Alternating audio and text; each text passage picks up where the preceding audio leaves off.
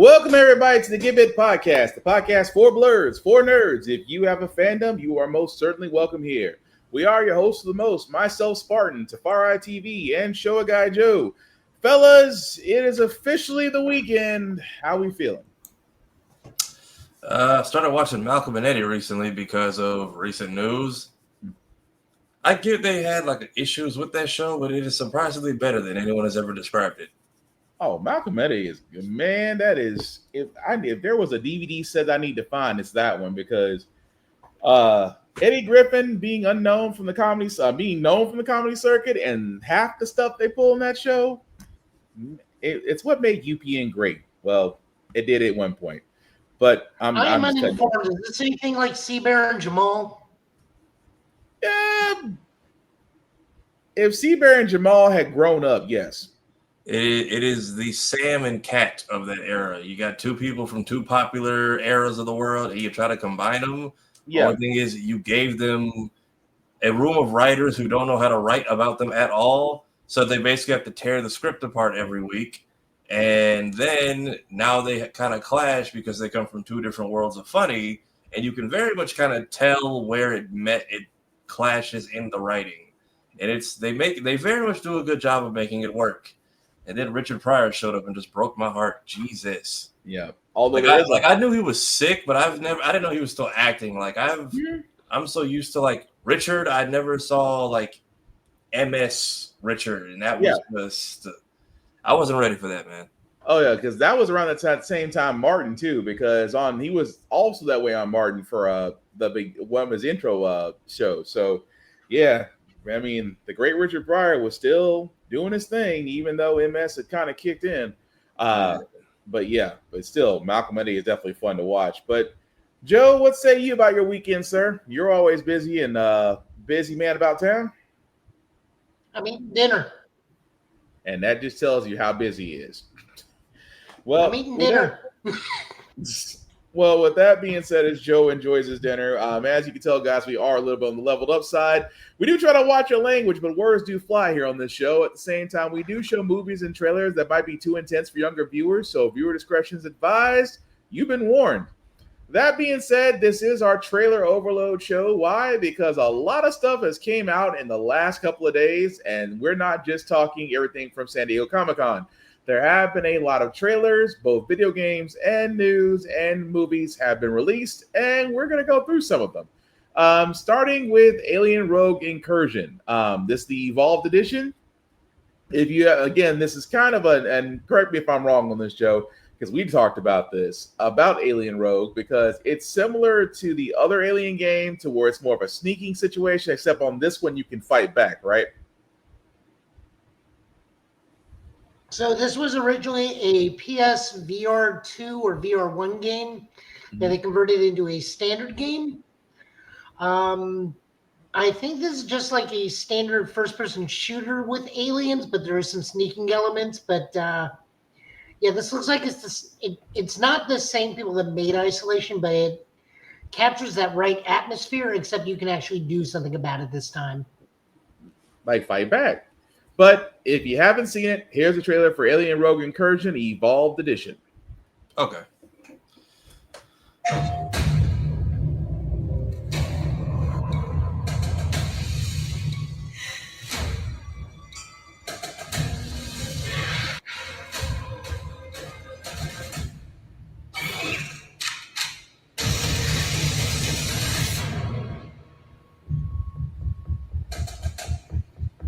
Jesus. We believed in our mission. We were going to be gods.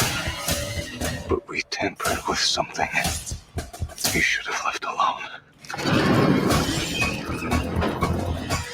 Everyone else is dead. We're all that's left.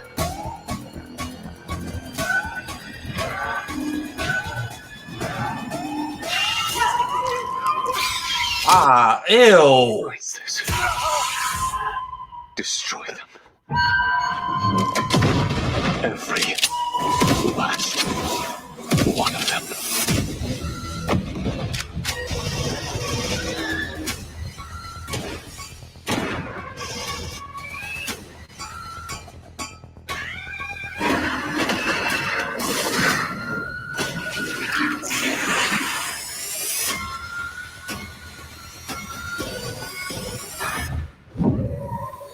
hybrid?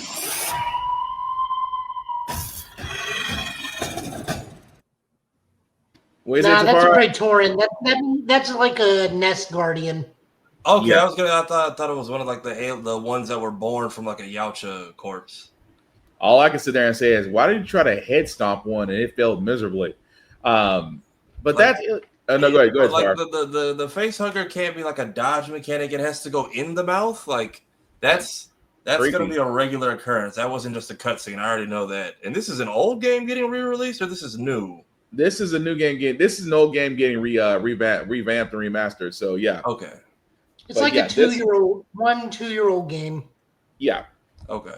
But it is coming out September 30th for the PS5 and PS5 Pro exclusively.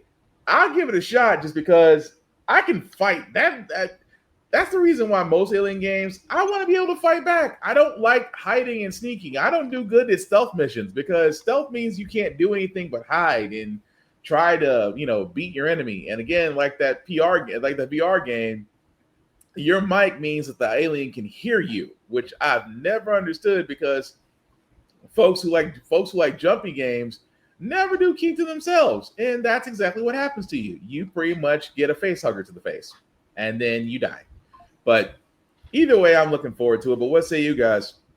I might play it. I know Isolation was cool, but I feel like I missed the wave on that one. Mm-hmm. And it looks like there's a possible multiplayer aspect to this, like even during the story. So yeah, I might check it out. The base is also giving me like the timing. The base is looking similar to like what they have established in Predator Badlands. Mm-hmm. So, and the fact that we're in the Arctic, I'm curious if there's similar to AVP, just a frozen queen down below that they're all trying to set free, or right, what the overall story is. Curious to see what all this connects to. But for now, the game looks good. It seems like I've seen enough to get a potentially pre-order it. I'm in. Joe? It looks like you're back in Hadley's Hope again, and that the nuke didn't do enough. Or did nothing. It did nothing at all. And then did I see another engineer chair? Yep. Yeah.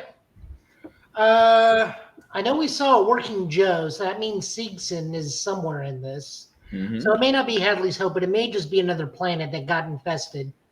I mean, I'm down, but then again, I'm always down to try an alien game. So. Okay. Well, I guess it seems we're all in agreement there. Also, with Marvel Rivals, because again, their new season starts up, we actually got a Blade trailer. And yes, it does include that music. I'm here for it. A fight to end the darkness that spawned me.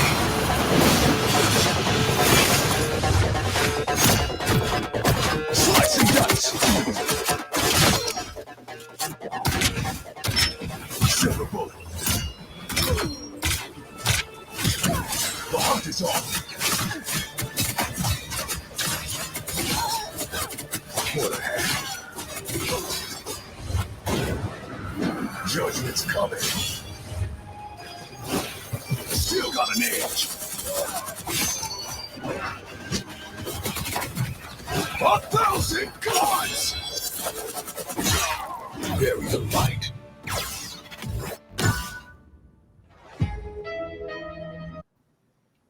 All right. That was a lot. So, as you can see... So, go ahead, Joe. Go ahead. Honestly, I'm a little annoyed with this. How so? Only because he doesn't have the glaive as his ultimate. Wait, did we see his ultimate? Yeah, his ultimate. Yeah, his ultimate is that dash that does all the multi-cuts. Yeah. Okay. Right there. Like, that's his ultimate. I'm a little annoyed it's not the glaive, because that's what he's known for in the general public, is the giant glaive doing the boomerang. Yeah. They even go so far as to put that in Marvel Knights, where that's like his big ultimate attack is the giant glaive attack.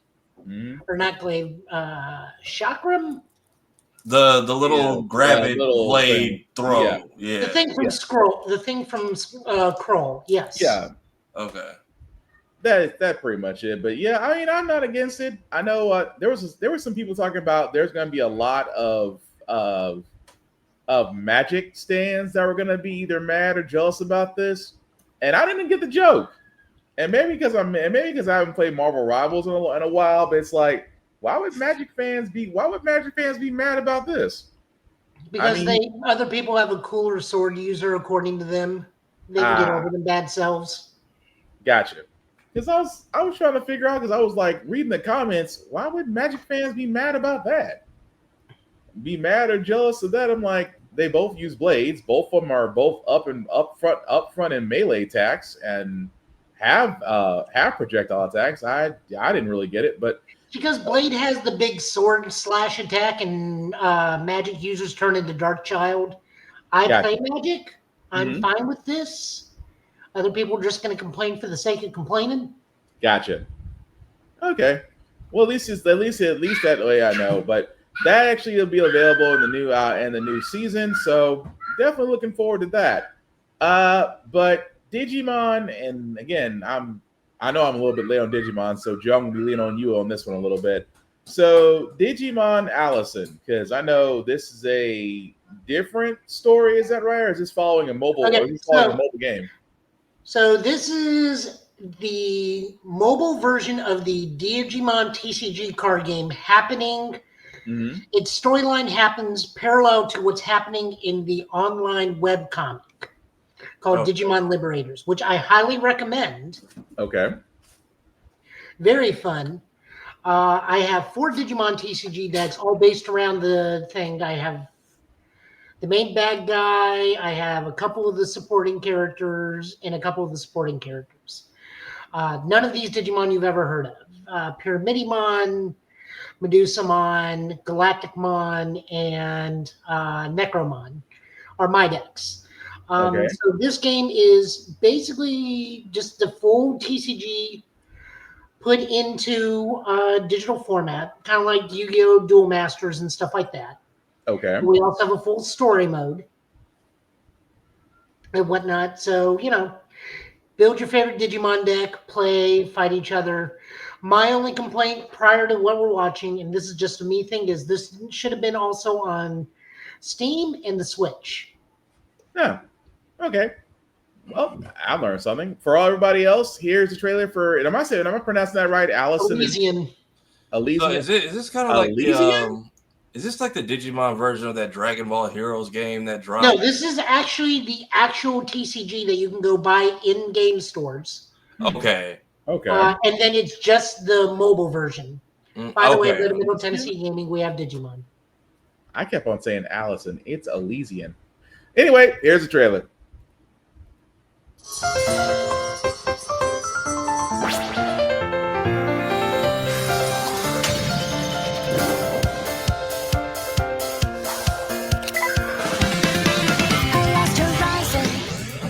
Flower under snow, we know it is there. It emits a magic glow. A twin sister, I hear her singing in my bones. Yeah, so here's the gameplay. Dimensions and onward I will it's just the card game. Firebird girls from worlds apart. A leap of time, here we are. One heartbeat to fiery stars as we jump sonic fences and mental avatars. So tactical breed, the vipers flying in flames that will see. Gauge opens and see. Twin sisters are we, the seekers of thrills endlessly.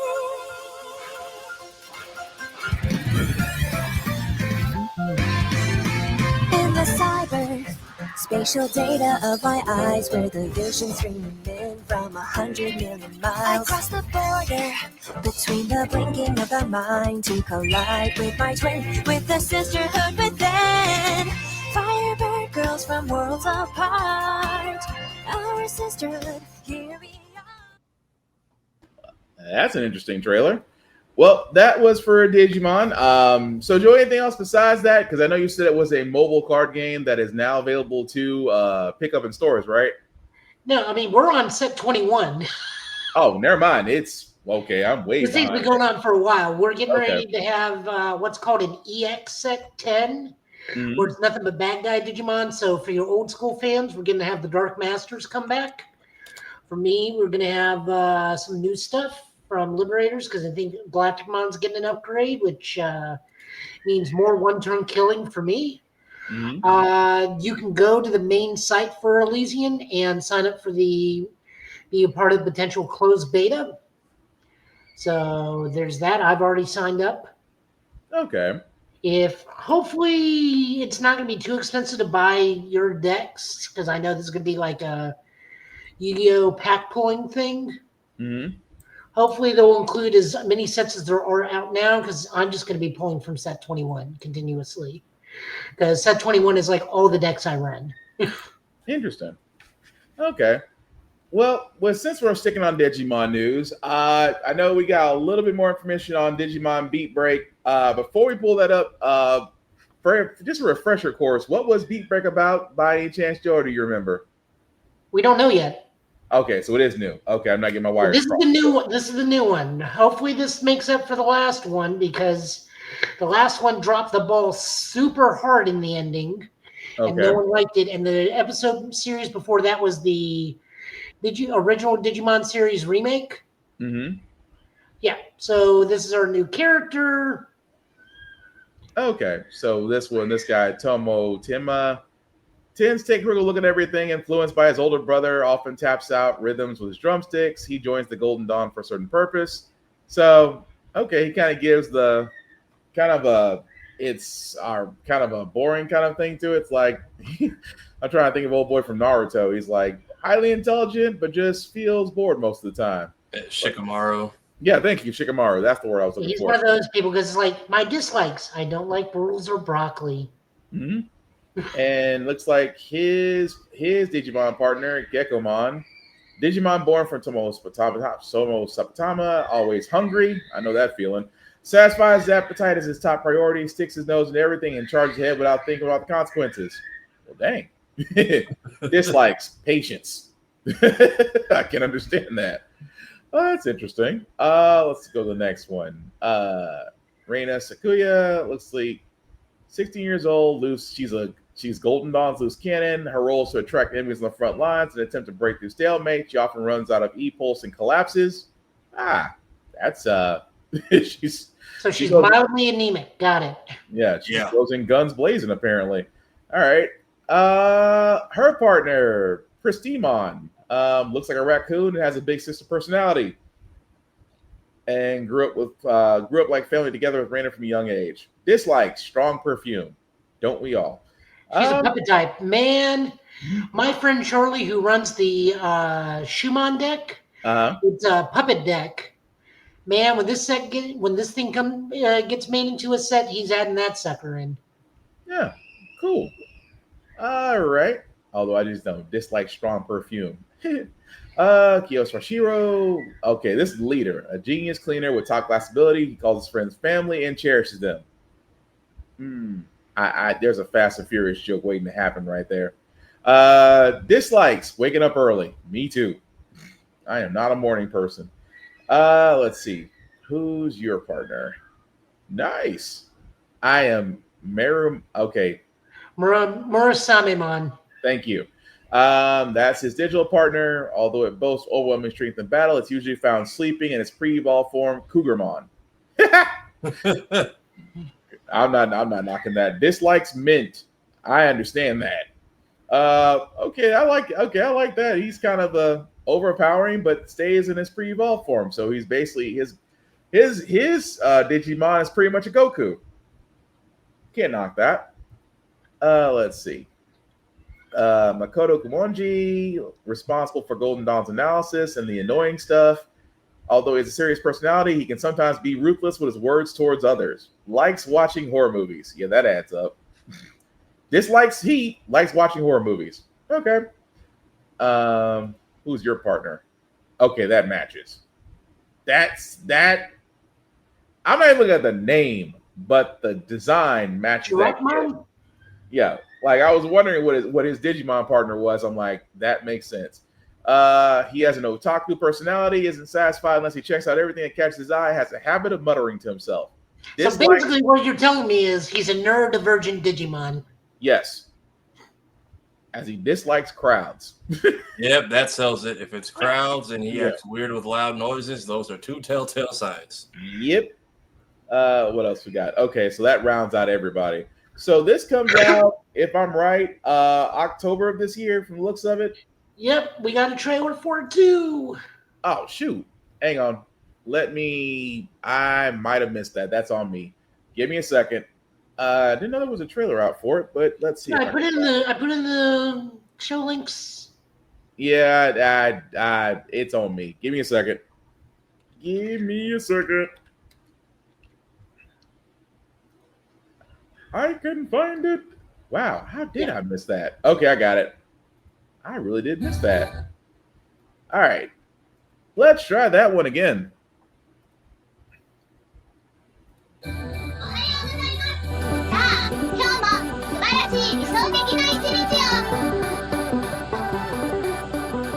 理想的ね。なんかつまんなくね。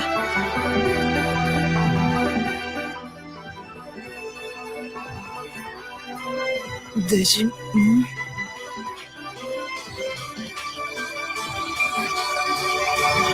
たむろ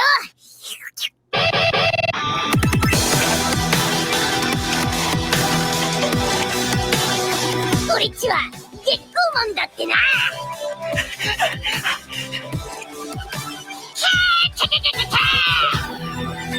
ゴルテンド。この世の裏で頻発している凶悪なデジモン事件を解決するクリーナーのチームだ。いいぞたむろもっとビートを刻め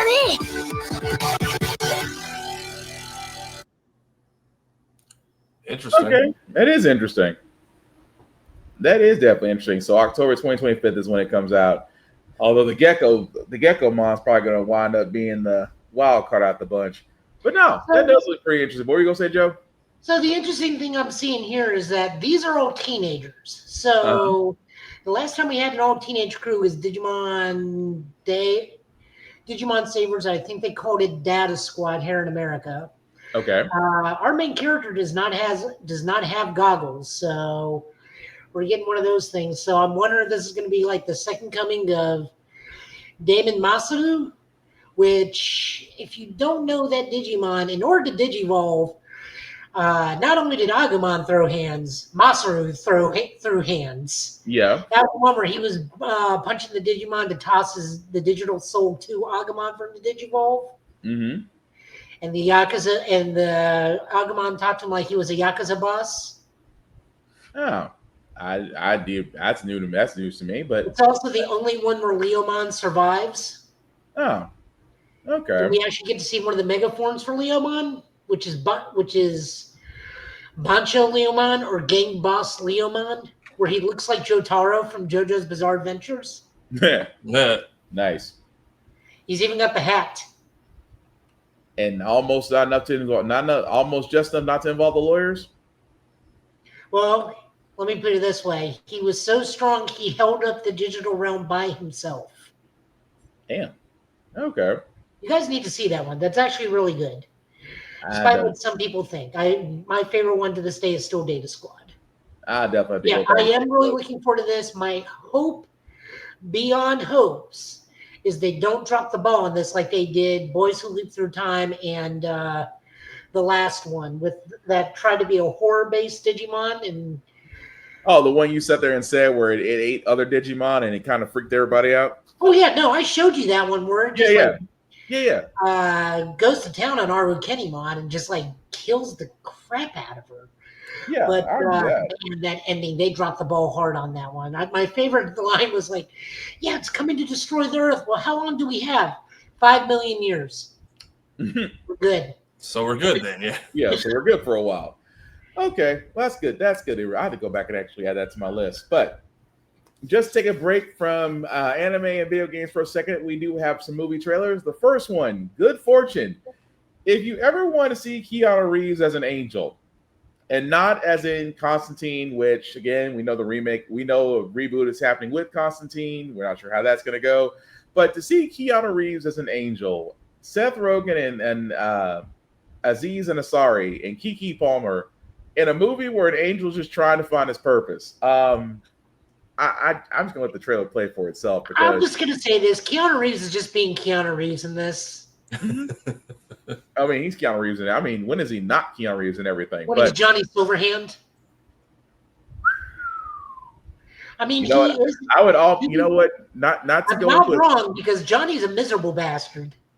You know, you're not wrong. I could almost argue Johnny Mnemonic is a Silverhand personality. You're not wrong.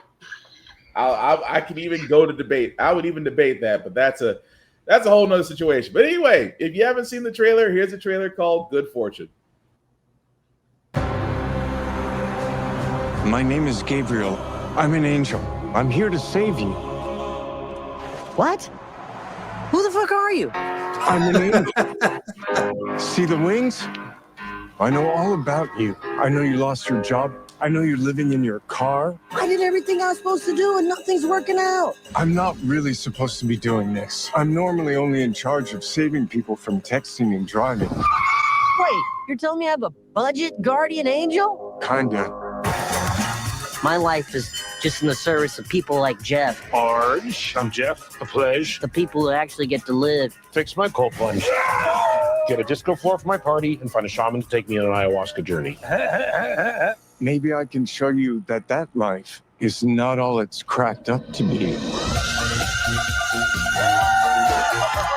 You wanted to have wealth and success? Now look at you. Jeff's life is now your life. What happened to Jeff? Is there any update on the Huevos Rancheros for Alex? He has your life. Gabriel, why did you do this? I tried to show him that wealth wouldn't solve all his problems. And? It seems to have solved most of his problems. You got switched out, man. So what? I just go back to living in my car? You lived in your car? Yes, Jeff, I did. Why do you think an angel got involved? Because I had too many roommates? Why don't you go tough it out for a few days? You think because I'm a tech bro, I can't live your life for a little while? I came from nothing. I'm self-made. What did your parents do? My father was an orthopedic surgeon. This is too hard. How do people do this without just being miserable and angry all the time? You're up here in this huge house. I'm fighting just to get by. You'll never believe me, but I've been there. Give me God. I want a meeting with God. God! It's Jeff!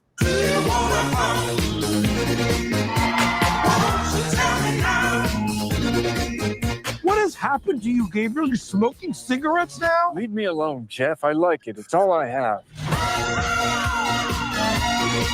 Can you fly? My wings are too small. It's not the size of the wing. Actually, it is. Oh, that's too bad. Oh, you know what? I'm sold. I'd watch it. Yeah, that's just okay. Like I'm glad they're not going to do the thing where it's like they don't run into each. No, they directly go into like, hey, we switch places. What the hell? Like, I'm glad that's not going to be the whole movie. Just we live each other's lives and then we don't. No, go full send on all the nonsense. I just love the fact that you have Sandra O'Day's character Angel comes down and says, "What'd you do?" Well, I decided that I wanted to show him that money doesn't solve all his problems. And, well, it seems that money did solve all his problems. Oh, man. I'm sold. I'm sold on that. I'm sorry. I know it didn't say in the trailer. It does come in theaters October 17th this year. Do we have anything else besides I think we're all sold on that, aren't we? Yeah. Keanu Reeves is your guardian angel and doesn't already know that money will solve most of your problems. Like maybe an alternate life where you show me what it's like, not just switch the whole damn timeline, which probably pisses off his guardian angel. Right. And the beginning of the movie starts off like, what is the movie? It's a Wonderful Life. Whichever the Christmas, I want to live again. I want to live. Yeah, it's whatever one. It could be both. It could honestly be both. It could be A Christmas Carol and also could be It's a Wonderful Life because Jimmy does wind up still wanting to live afterwards. Oh, good. And then, of course, old boy at the end, once he meets death, he's like, oh, I want to live. Yeah, because you saw death. That's why. Wasn't the fact that the Christmases of past, present, and future got you. It was death that got you, which kind of says a lot. But anyway, as you see, Good Fortune does come out October 17th. Zootopia 2. Has anybody seen the trailer for it? I've seen bits and pieces of who was in it. I haven't watched the whole trailer. Zootopia 2, Joe. Oh yeah, no, I've seen it. It's hilariously adorable. Yep, and again, I will say it. Zootopia was not made for children. It was made for adults like us. If you haven't seen it, here's a trailer. Welcome to Partners in Crisis. I'm your therapy animal, Dr. Fuzzbee. Greg, we talked about that. What are we making Merlin? Uncomfortable. Yes. And Francine, Clark may be a mouse, but he is your partner first. And we have 2 new partners. Can you tell us about your journey to Dysfunction Junction? Well, we've been official partners for 1 week. Happy anniversary. And we are functioning fine, better than fine. And we did sort of save the city. So us being here kind of seems like a huge misunderstanding. Notice how she answered first, did not allow her partner to speak, and discomfort. And observe the source of her discomfort, represented by the disconnected affectation of her emotionally insecure partner. But for now, we begin by greeting our teammate. Okay. Karen has chosen to see Joel's smile as a sign of aggression. Hackles down, Karen. Karen, hackles down. Someone get the hose. Bunny, Fox. This is a make or break assignment. Fail and I will split you up. No snake has set foot in Zootopia in forever. Hops and Wild? Wild and Hops. The dream team. Sorry, Paul. 1, 2, 3, 4.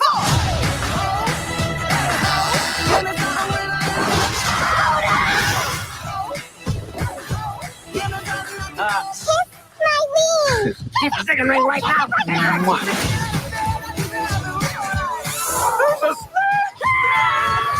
Stop in the name of the law. I'm really sorry. No. Stop pulling my ears. Stop pulling my ears. Never pull up on his ears. I have to help my family. Cannonball!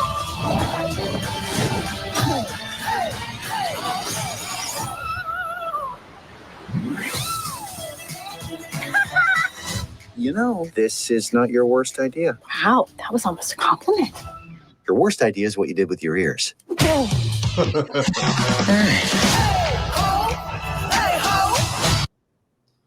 And that was the trailer for Zootopia 2. I'm again sold. There's nothing more I can say on that except that just wow. The more I think these animations are getting more and more made, the more I think more adult jokes could just get thrown in there. So the weird thing is the conspiracy theorists are already picking this thing apart. Oh, the good kind of conspiracy theorists, not those. Okay. Noticing on the thing where they're driving in the car and she's in the pink outfit, because they notice his shirt says Foxy Dad. So everyone's assuming that they're expecting already. Oh, it's been a week from the first movie. That was what I first clocked. I was like, oh God, here come the shippers. And I'm like, okay, no, we're only 7 days from the last film, but I see snow, so maybe time passes. No. I don't think it's been a week from the last movie because Nick still has to go through police academy training. I think it's been a week since they've been officially assigned partners. Okay. It might be it might be a little bit of a time jump, but I'm just like, it couldn't have been that long. Also, did we do interspecies last movie? Because like, no. I mean, it's giving B-Stars territory. I don't remember. I don't remember there was any interspecies kids. Now that I think about it. It may just be one of those things where some rabbits, some foxes, but again, we're reading way too much into this like they are. Hey, I'm saying we're not them. Their outfits are ruined and they change into something like on the street or at a Goodwill. I'm just saying it's mighty suspect. I need to go to Goodwill tomorrow to see if I can find a cake sheet and a brownie pan. Probably. If not, there's usually antique shops. I got one nearby that I go to. Goodwill doesn't have what I need. But I can see it so I can start cooking fish again in the oven. I'm getting a little sick of chicken. I fucking feel that. But yeah, whatever this movie made, whatever the last movie made, I'm calling it. They're gonna double it with this one. This is gonna be even in this economy. So, because remember, comedies are not doing well. If Liam Neeson has to come onto a movie theater and go, "Please go see comedies," they're a dying art. Yeah, hey, Zooptia said, "Hold my carrot." Right. Like, I think they would do great. I don't know what the soundtrack's gonna be like, but that trailer alone should be enough to get the kids plus the people that. Because that movie, when it came to the budget theater I worked at, it was lighting up, wasn't it? It was a packed showing every day, especially during the summer or like even during like the early showings at like 10 a.m. and like noon, 2 o'clock ish. Not packed, but still enough to where like it's visible that a lot of people came here for this time slot, or because it's a discount theater, people will wait in my town for it to come there with a large party. I also didn't know, like, again, I'm still learning how heavy, like, neurodivergent people rock with Power Rangers, Sonic the Hedgehog, and, like, Disney films. Because we would have, like, whole buses pull up. Sometimes it was a, I don't know what it's called, like an assisted living house where they have a lot of them in. We would have those pull up, and then, like, right after that, it's like, okay, clear the theater. We got a summer camp coming. Like, we couldn't even sweep fast enough. We had a leaf blower. I found out this is how you clean theaters fast. You get a leaf blower, you start at the back, you blow everything up front, and just get as much out the way as possible. And then it's like, that was Zootopia for 2 fucking months. Wow. And every day when you hear, who was it, Shakira, whoever's at the end of this, whoever did the big song, once you hear Welcome to Zootopia, like, all right, get the trash cans. What you got, Joe? I was going to tee us up for the next one because I filmed this, and my immediate thoughts are, so this is what's happened in the back alleys of Zootopia. No, B-Stars of what they did last season is that, especially what they confirmed about, like, hybrid kids, like, it's possible your genes just might be very confused, like, your whole life. Although I do got to bring this up because this is what I'm talking about. As soon as I saw this and sent this over to Will, it's like, this is what's happening in the back streets of Zootopia. If you haven't seen this is basically called GOAT. It does star Steph Curry and other people in it. And like Joe said, Joe sent it to me. I was like, I have to watch this movie. I don't hate it. It's just one of those things. Like, I look at Zootopia and look at this. Like, this is what's going on in those back neighborhoods that we just don't go to. Yep. If you haven't seen the trailer, here's the trailer for GOAT.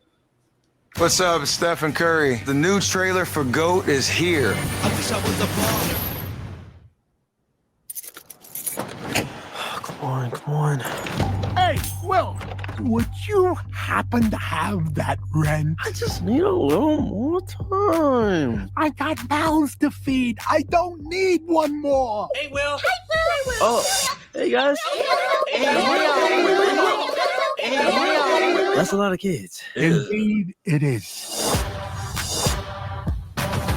I'm O'Mara. Hey, I'm Brian here. All my life, I've always wanted to play professional warball. Like my hero, Jet Fillmore. I'm the best in the game. Oh, you must have lost your mind. Where the fiercest animals compete in the most dangerous stadium. Hey, can play. Oh, no. Come on, Olivia. I'm good here. I live here now. But there's only one problem. I'm a small in a world of bigs. So I got next. A goat. A GOAT? What are the rules, y'all? Small can't ball. Wanna bet? All I need is one shot to show the world this kid got game. I wish I was a baller. I need to hear it. Bye. With feeling. Bye. You goats are weird. I like it. I wish I was a little bit taller. I wish I was a baller. Boom! Fillmore Ford in the flesh. Normally, he sell for around 6, but I'll give it to you for 5. Pristine upper mesh, top laces.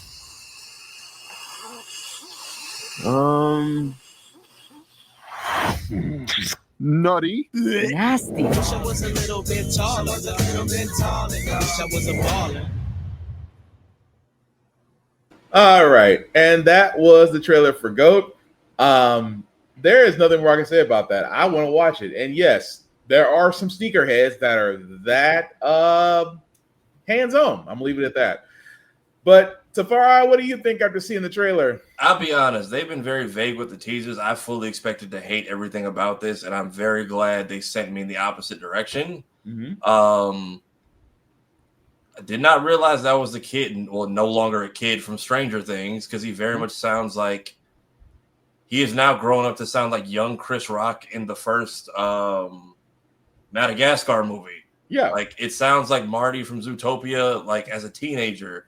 And then I was like, oh, that's him. And they are no longer kids. But I like it. A lot of people in this and who worked on it, like some of the storyboard artists from X-Men 97 are on this. Mm-hmm. And then, because all they had was GOAT movie, Steph Curry. And I'm like, well, that just seems kind of on the nose. I'm like, okay, so it's not just some self-absorbed name IP cash grab, which is what they made it sound.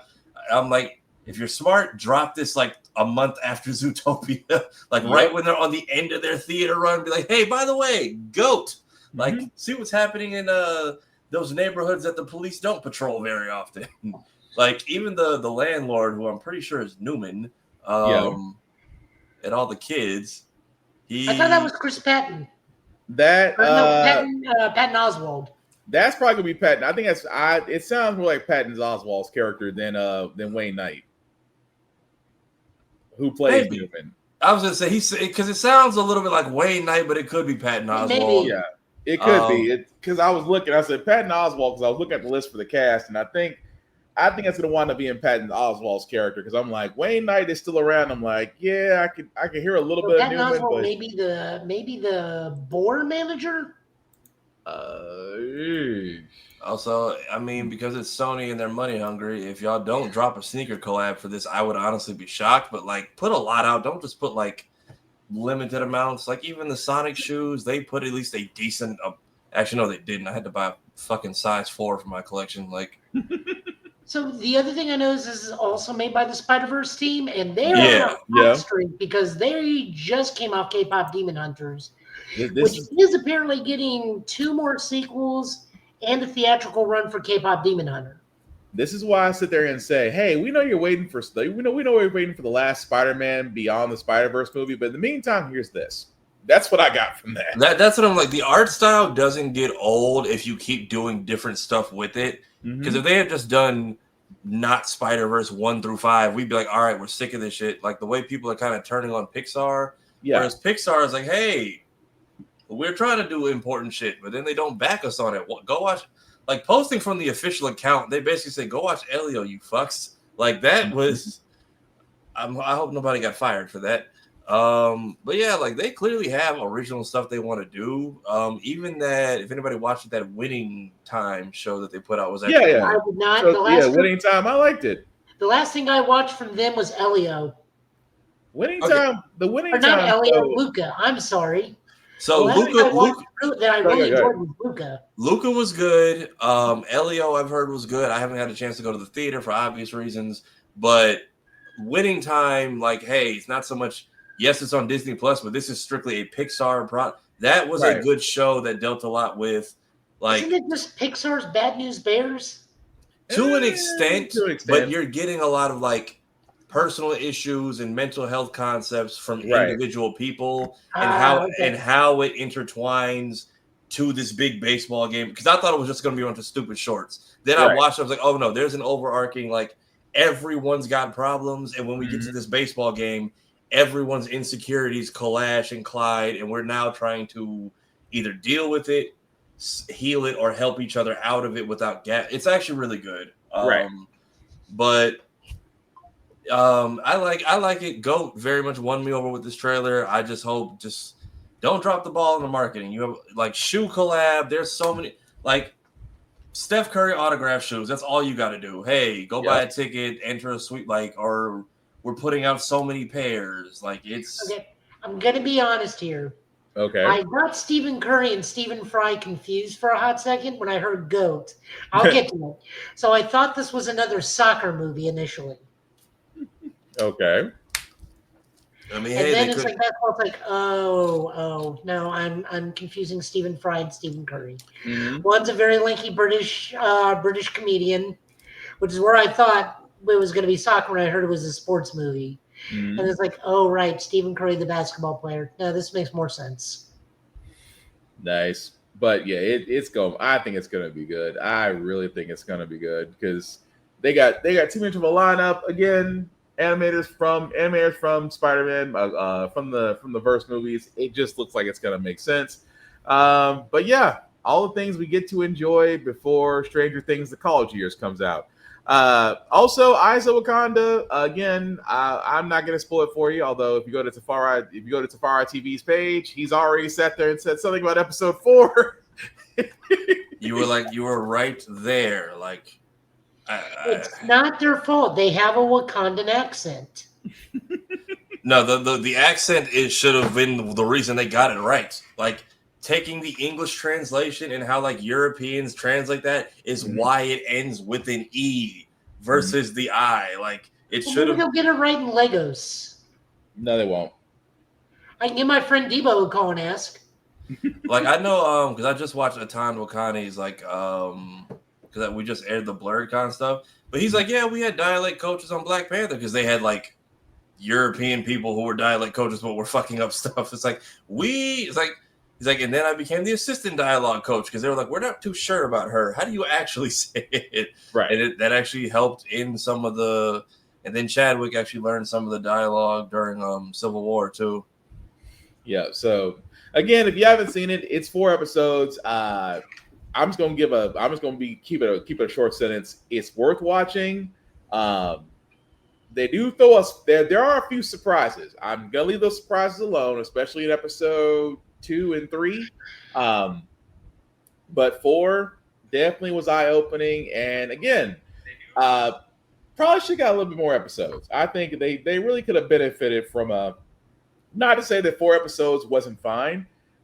It just this is why, and again, I don't mean to go into this rant, but Disney/Marvel, Eyes of Wakanda deserved a lot more advertising and press than what you gave it for. I mean, it took most of social media for you to recognize Ironheart needed to have advertising.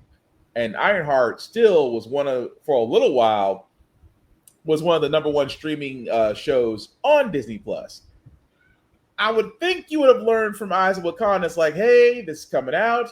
And then, yes, we know Spider-Man showed snippets. Marvel showed snippets of what what the new suit looks like from Brand New Day. We get it. We understand. But still, Marvel, I still think you dropped the ball with Eyes of Wakanda. You could have gave us a little bit more. That's all I'm saying. But yeah, like if you look at it, like maybe 2 episodes a week. That last episode should have aired by itself. Mm-hmm. Because if you look at like Ironheart, if you had done a weekly release, you would have got dropped off right here with Ironheart dropping on what, Tuesday or Wednesday. This comes out today. We would have been done on the 29th, which leads you right into September, which you can spend all of that promoting Marvel Zombies, which I completely forgot is also coming out this year, which will then, that will probably get a weekly release, well then drops us off to Wonder Man, which I guess is just replacing What If, because that's officially done, which I don't know. I know jack squat about either of those shows. But they could have continued with What If. What if you know what? Let me leave it at that. What If could have continued. That's all I'm saying. But right. If they're going to move that guy to X-Men 97, just get someone else to take over for What If. Like, it's literally an episodic do what you want type of deal. Unless Uatu and that team has like some special plan for like Doomsday and Secret Wars and they need to be in a certain position at a certain time, whatever. Yeah. I don't know. Peggy Carter manifests in Battle World with Darwin and saves the day. I don't know. I'm just saying. I'm going to go ahead. But like I think Marvel Zombies will probably get a big push, but I couldn't tell you what Wonder Man is going to do or be about. Also, like y'all couldn't. I know it's Spider-Man Day, but like y'all couldn't. The show y'all just started filming today. We dropping teasers, but we got shows out right now that barely got like anything. And that's I do like Wakanda's. I do like the whole Wakandan history now technically out I think outclasses all the MCU now because we now have the furthest start with like a Beast, a Before Christ story. Mm-hmm. Yeah, and that's the thing. Is just like how, I mean, again, 4 great episodes. You could have gave us at least. I mean, it deserves 6. I know I'll be greedy and say it should have deserved 8, but it could have been fine with a 6-run episode because you basically were telling a story. And again, shout out to Mark Burdine because he wrote episode 2, which by the way was great. But still, 4 episodes still wasn't enough. But again, it goes back to the advertising. Come on, Disney/Marvel. You can honestly do way better than this. But moving right along, Battlefield 6. We showed the trailer for the main campaign. There was an event for the multiplayer today. But let's be honest, we all want to see the trailer. Tafari, you and I know, have both played Battlefield. We have both been disappointed by recent Battlefield. Before I play the trailer, has 6 made you have hope again, or is the jury still out?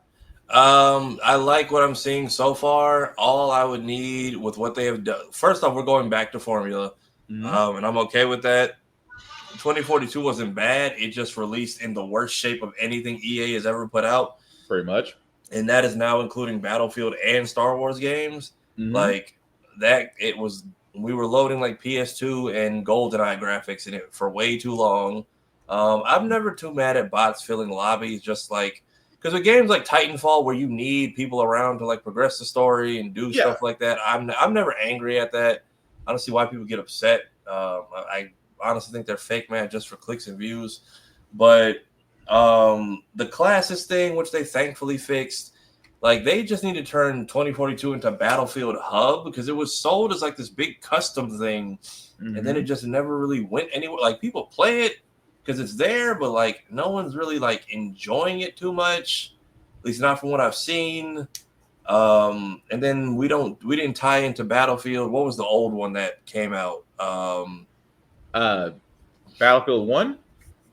No, it was like before 2042. What was like? There was another 2050 or 2040 something. You had like a air hangar you could be in too. It was called like a Titan. It was a PC game they had back, and the fact that they didn't try to tie those two together at all was kind of disappointing. 2042. Well, wait. Before 2042 or after? Before 2042. So, okay. Hang on. I'm about to look before up. 2042, there was Battlefield 5. 2142. That's what it was. 2142. Okay. Which was an old like Cold War of the 22nd century type game, but it was very much a later stage of what we're getting in this game or in 2042. And people were like, damn, not even like a reference or a connect. So they tried it. But I'm glad they saw that it didn't work and went back to this because Battlefield 4 was perfect. The level destruction. The only thing I wish they would bring back is the progressive maps. Kind of like if anybody ever like Damavan Peak in Battlefield 3 where you have where you have to jump off that cliff to get to. I want more levels like that, but the way they're doing the destruction and the revivals and like the building, like the bringing back, I don't know if it's full on Levolution, but destructive environments have always sold me. So I like what we got out of this. All right. I can't add anything more to that except that, Battlefield, you're getting me ever closer. I won't pre-order, but I still want to play. For everybody that said, here's the multiplayer trailer for Battlefield 6.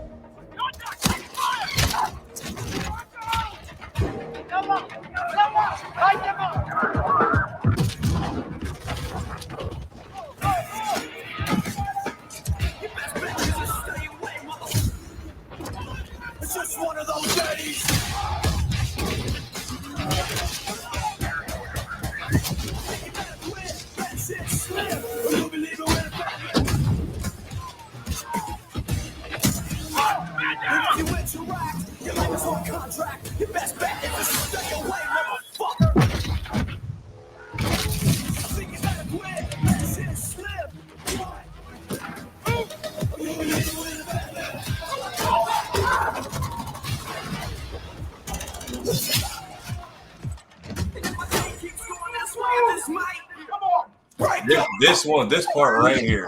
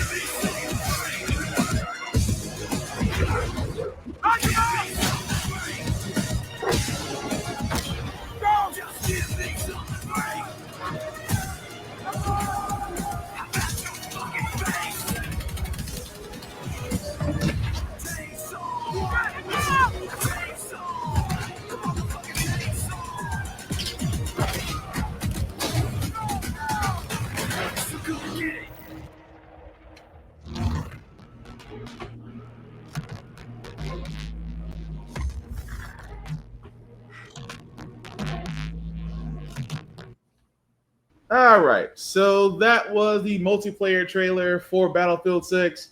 As you can see, they've already let you know that, hey, we want more of your money. So microtransactions, which means that you are getting, there's a Phantom Edition. Looks like it comes out with skins, battle passes, weapons, skins, and also a Tombstone Pack pre-order bonus. I'm going to be honest. The only thing that I don't like about multiplayers is that, you know, the microtransactions as far as what you can get if you buy them, just to be ahead of everybody else. Outside of that, I'm with Safari. I want to play Battlefield 6. I want to have hope. I so want to have hope because your campaign looks great. If your campaign's like Battlefield Hardline, I'll play it. If it's like Battlefield 5, I'll play it. Multiplayer, though, like we said, we hope that you have learned from 2042 with the issues, with the patches. My dear God, the patches. We hope that you've learned your lessons from this. I still hope that you've picked up from Battlefield 3 because 3 had a stable multiplayer. Maybe you just upgraded and polished it from there. I hope. That's all I can do is hope right now. But Safari, Joe, anything else you guys want to add to that? It looks like they're actually going to be very more detailed with the weapons because, like, you always had an option of like buckshot, slug, incendiary rounds, but like it looks like it's actually going to be more environmentally effective. Like seeing that the buildings collapse a lot. The fact that you can just breach through the floor now is fucking epic. Yeah. I also like the amount of shenanigans you can do in Battlefield games. So before the patches roll in, I'm curious to see what those are. So we were like people made up like in-game mini games in Battlefield 4. Playing Joust and Space Cadet was hilarious before they fixed it. Yeah. And then we had so incendiary rounds, being able to pull your team, because that was another thing, getting revived and then just getting shot again. So the fact that you can pull people to cover now and they get the weapon back is going to be a big play factor. Yeah. Operation Firestorm as a map is coming back, and I think there was another DLC map I saw in there from previous games. So those two are classics. I'm hoping they bring back some other classic maps, especially North Shore Canals, because that one is just the ultimate bang bang shoot 'em up level EXP farmer.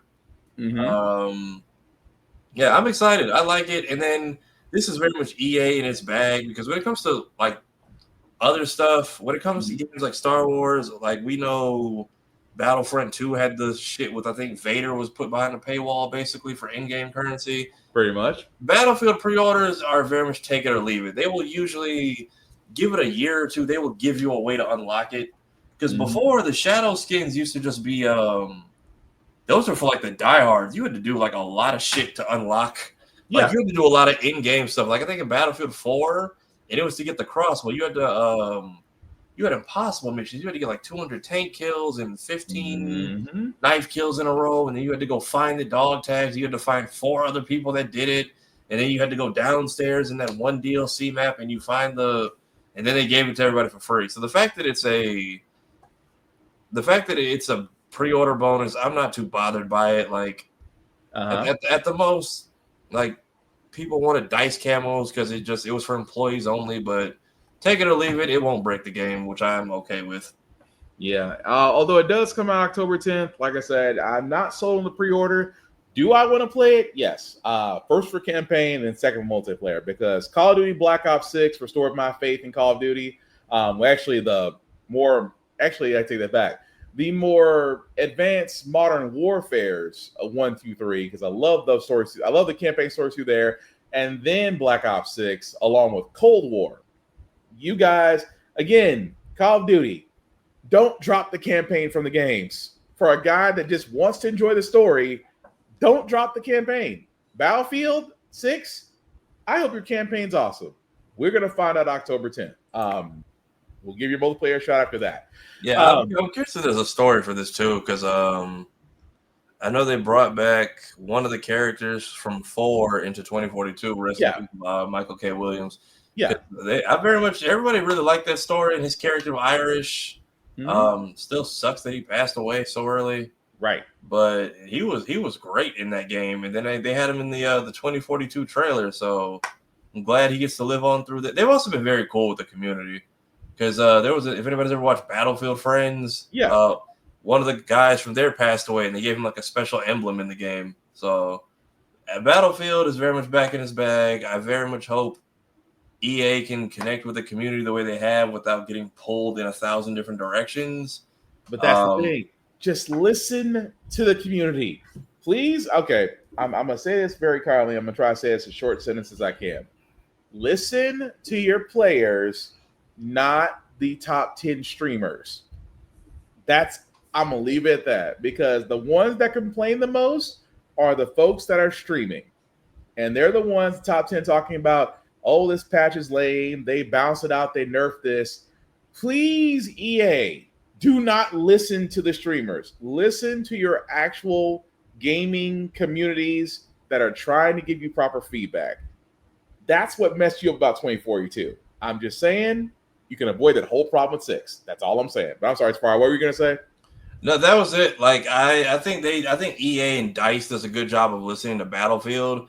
Just with all these studios and these damn buyouts, I don't know who actually runs what anymore. Because like finding out that like they had so much planned for Battlefront 2, and then they were just told like, hey, we're done, no more. And they're like, we have the files, just let us put it in the game. Right. And which I think Battlefront 2 still makes a lot of money, like annually. Because that game is always getting new players. People, you can buy the Celebration Edition, which gives you like everything. So it's not like dead, but they won't update Battlefront 2. They won't do Battlefield 3. So I know there's a lot of hands being tied. Hey, Laney. Hey, Laney. And Chad as he walks Chad. by. Like I know there's a lot of like hands being tied by EA. So I know that Battlefield is their baby. So I'm hoping they're not like there's no one in place that can be like, hey, we want to do this, and they're like, no. Yeah, I'm hoping so. But either way, we'll come to find out October 10th. Outside of that, like I said, with Evo going on, again, it is going on right now in Vegas. If you are able to enjoy Evo, you lucky ducks, hopefully you are, because I know Cleo Thomas is, as he decided to cosplay as Rexplode from Invincible, and I'm not blaming him. That man's living his best life right now. We did actually get an update from Marvel Toktan Fighting Souls.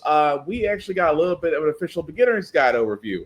Now, we are going to play a little bit of it. It is available in its entirety on YouTube, but we're going to show you what we are going to learn. And, of course, if you are at Evo right now, yo lucky ducks actually get to play it. But for the rest of us, we get this.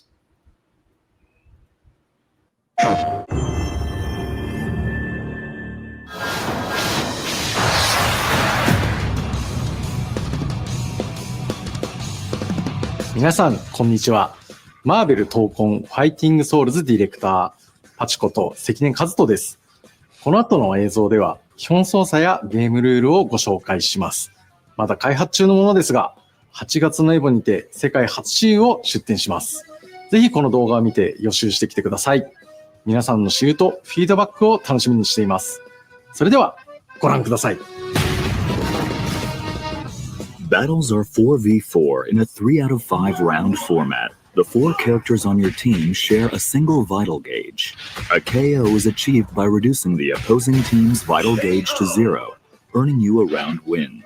The team who takes 3 rounds first wins the match.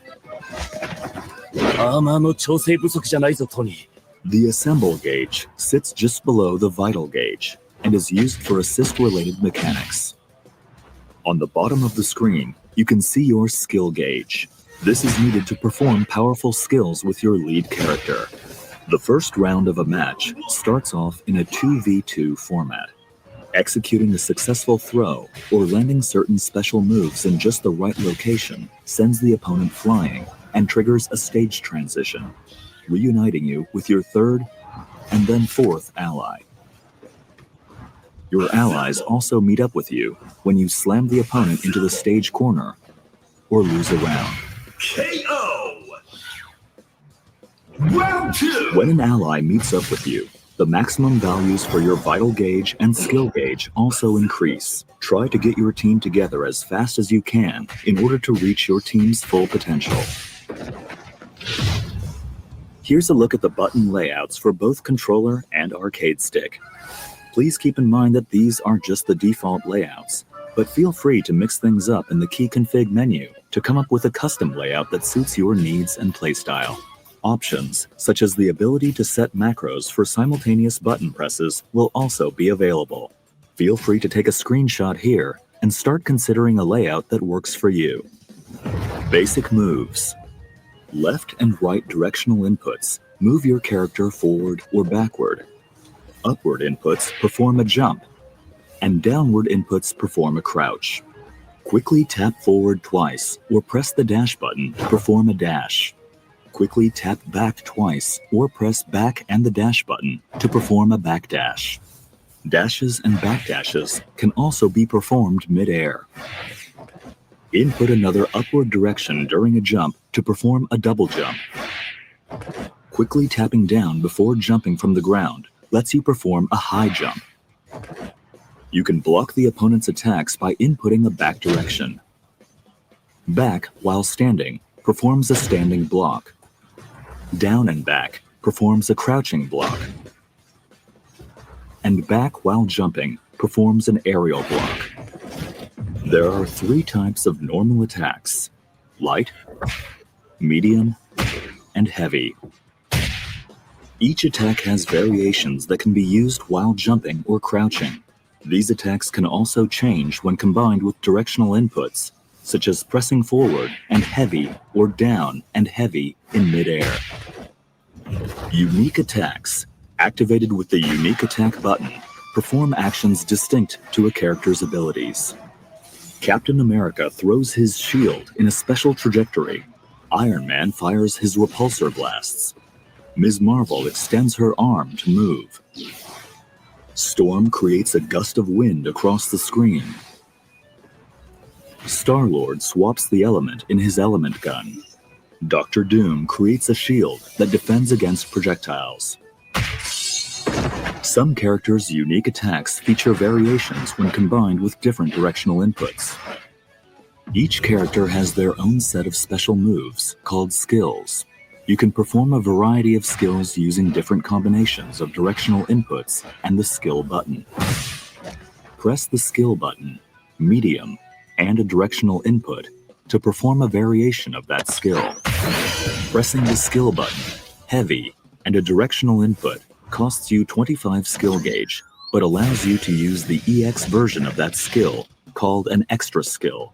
Skills are not limited to the skill button. Command inputs can also be used to perform skills. Skills performed with command inputs deal slightly more damage.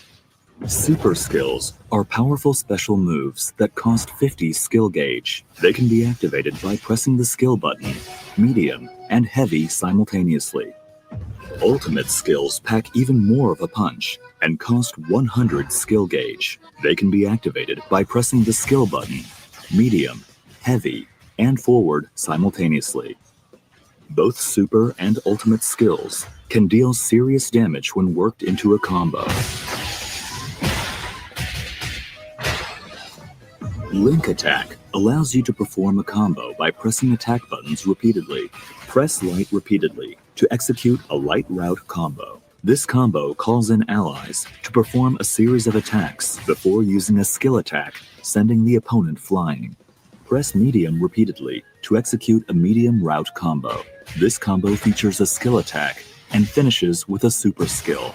Press heavy repeatedly to execute a heavy route combo. This heavy hitting combo features an extra skill before ending with an ultimate skill. You can change routes midway during the link attack as well, such as going from light to medium to heavy. The assist attack in the light route powers up with the more allies you have available on your team. Slam Launcher. Press down and heavy near the opponent to launch them into the air with the Slam Launcher. After launching the opponent, you have a set duration of time to perform a series of follow-up attacks while mid-air. With a few attacks in, press down and heavy to perform a powerful knockdown, or forward and heavy to trigger a blowback attack. Assemble Assist, activated with combinations of the assist button and different directional inputs, can perform a variety of team actions. Press the assist button, or assist and forward, to summon your ally in the first slot.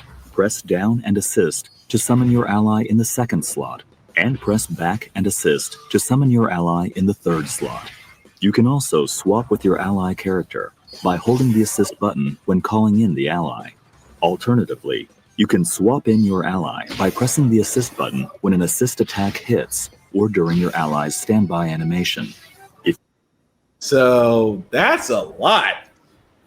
It is, but they're at least like laying it all out ahead of time and letting you ingest it, especially for the hardcore fighting people. Look, I am a casual person. I will learn attack, swap, how to use my meter. That's about it. But they at least went into. They give you a lot of options, but it's like, yes, for the people that they know are going to use them. Yeah, like giving people fight stick options ahead of time lets me know you already know who your target audience is. But I will say this: I like the layout. The layout is simple. You can customize your buttons. At the same time, the combos are not very complex, but at the same time, you can adjust between light, medium, and heavy. And it's not complicated to do linked or combo attacks. I like it. I really do like it. What say you, Joe? I hope you kids love your SNK button controller motions, because I'll be fine. But when you got to do down, back, half circle, back, down, forward, forward, just do ultimate move, you'll be fine. I promise. Oh, I think like for me, I stick to the I mean, there's nothing wrong with arcade sticks. I know personally for me, I'm more. No, I just mean the motion in general. Like a lot of people have a problem with doing down, back, and forward. Oh, I mean, they'll learn the way we did. We learned through practice. We had to learn through rhythm. We learned through how we did. Joe played Geese Howard the majority of his SNK time. Very much. Jane plays Segumi Sendo. She knows how to play a 360-degree grapple character.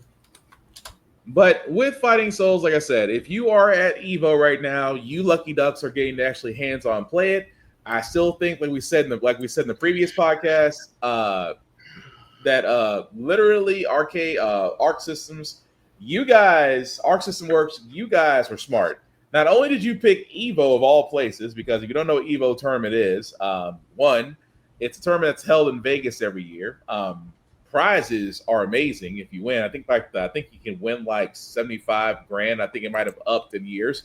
But imagine playing video games for fun in Vegas of all places and possibly winning it all. But Arc System Works, you guys are smart because you literally are getting hands-on beta data from this. At the same time, for the rest of us, we do have to wait a little bit longer for Marvel Talk on Fighting Souls. But overall, from what they showed, I'm impressed. But anything else, guys, we want to add to it? I wonder if we're going to get like the Fantastic Four revealed for Tokon this during Evo. Don't we all, lady? Don't we all? Fantastic. You know what? I wouldn't be surprised because, again, like you said, Joe, with Evo, they don't really show stuff until near the end anyway, so I wouldn't be surprised by that. Unless they want to generate more buzz with Fantastic Four outside of the movie. Haven't seen it yet. I heard great things about that movie, but have you? What about what? Movie's good. If they do reveal it at Evo, yeah, it will be pretty fantastic. You waiting on a rim shot? I think you're waiting on a rim. I think you're waiting on a rim shot for that joke, Chad. I think you really are. But it ain't coming. But no, aside of that, though, I mean, it looks great. Wish I was in Vegas to play it, but c'est la vie. But again, still looks great. Yeah, they'll definitely get a lot of good. Them and the Invincible team, they'll definitely get a lot of good metadata and whatnot out of. If there's any game-breaking mechanics, that crowd will find it. Oh, definitely, and exploit the crap out of it. But that being said, outside of that, Nintendo Direct did happen. Joe actually did watch it and did the watching for us. He actually did pluck some highlights out of it because outside the highlights, there were a lot of games that were just being announced for the Switch and just given release dates. But Damon, I'm sorry, go ahead, Joe. Real quick, something from Evo just came up.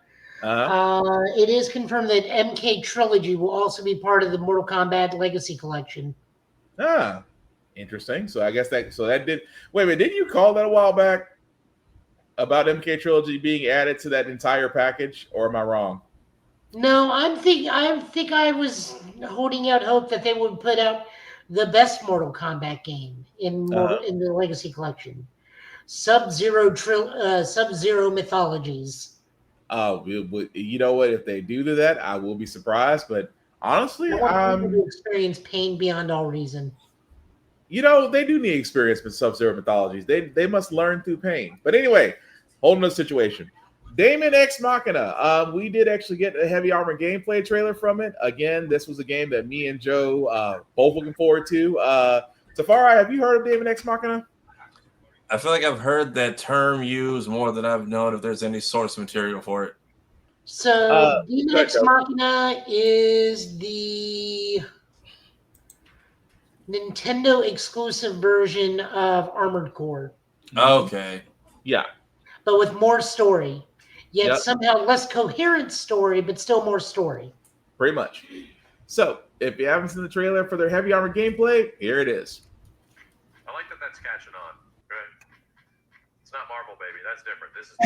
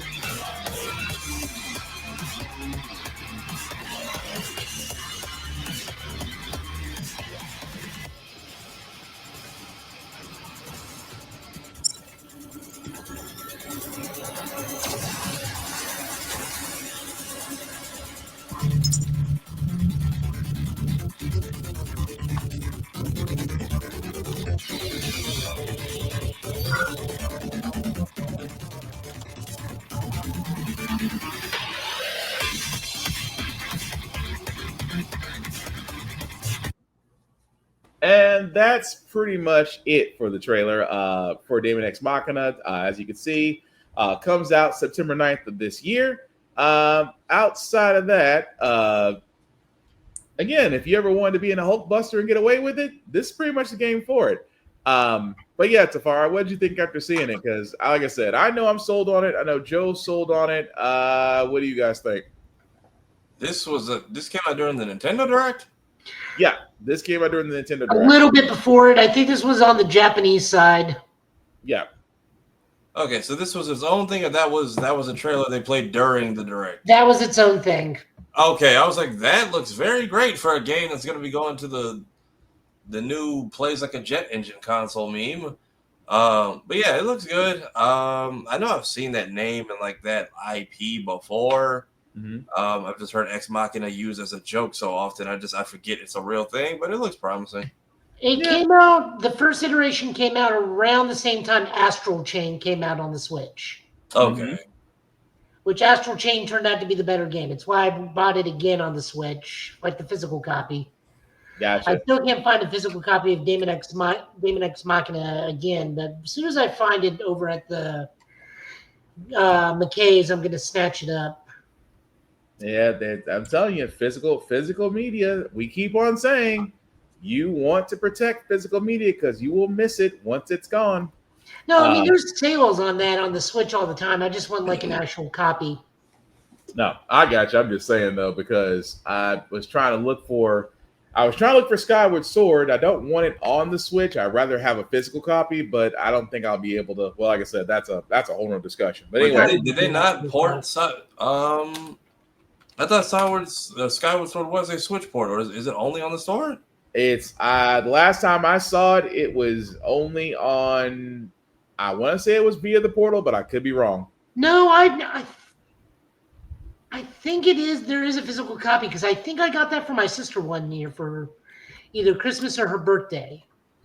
I'd have to double check because real quick. Yeah, because the last time I saw it. I didn't really see copies of it, but then again, I kind of gave up on that search a few months ago. But we will see. But also, while you're looking it up, Joe, so we do got to talk about this because this came up. Mr. Genny Tarkovsky, sir. There's physical copies of it. Okay, hold that thought for a second, Joe. But we gotta talk about this because correct me if I'm wrong on this, Tafari, because he was trying to, again, he said it took him, 9 years to finally come up with this for Fixed? I don't know. Apparently, this has been his passion project since 2009 that he's been pitching this and trying to get it made. So during Clone Wars, during Samurai Jack, during Primal, and everything else he worked on, this was in the back of his mind, just itching to get made.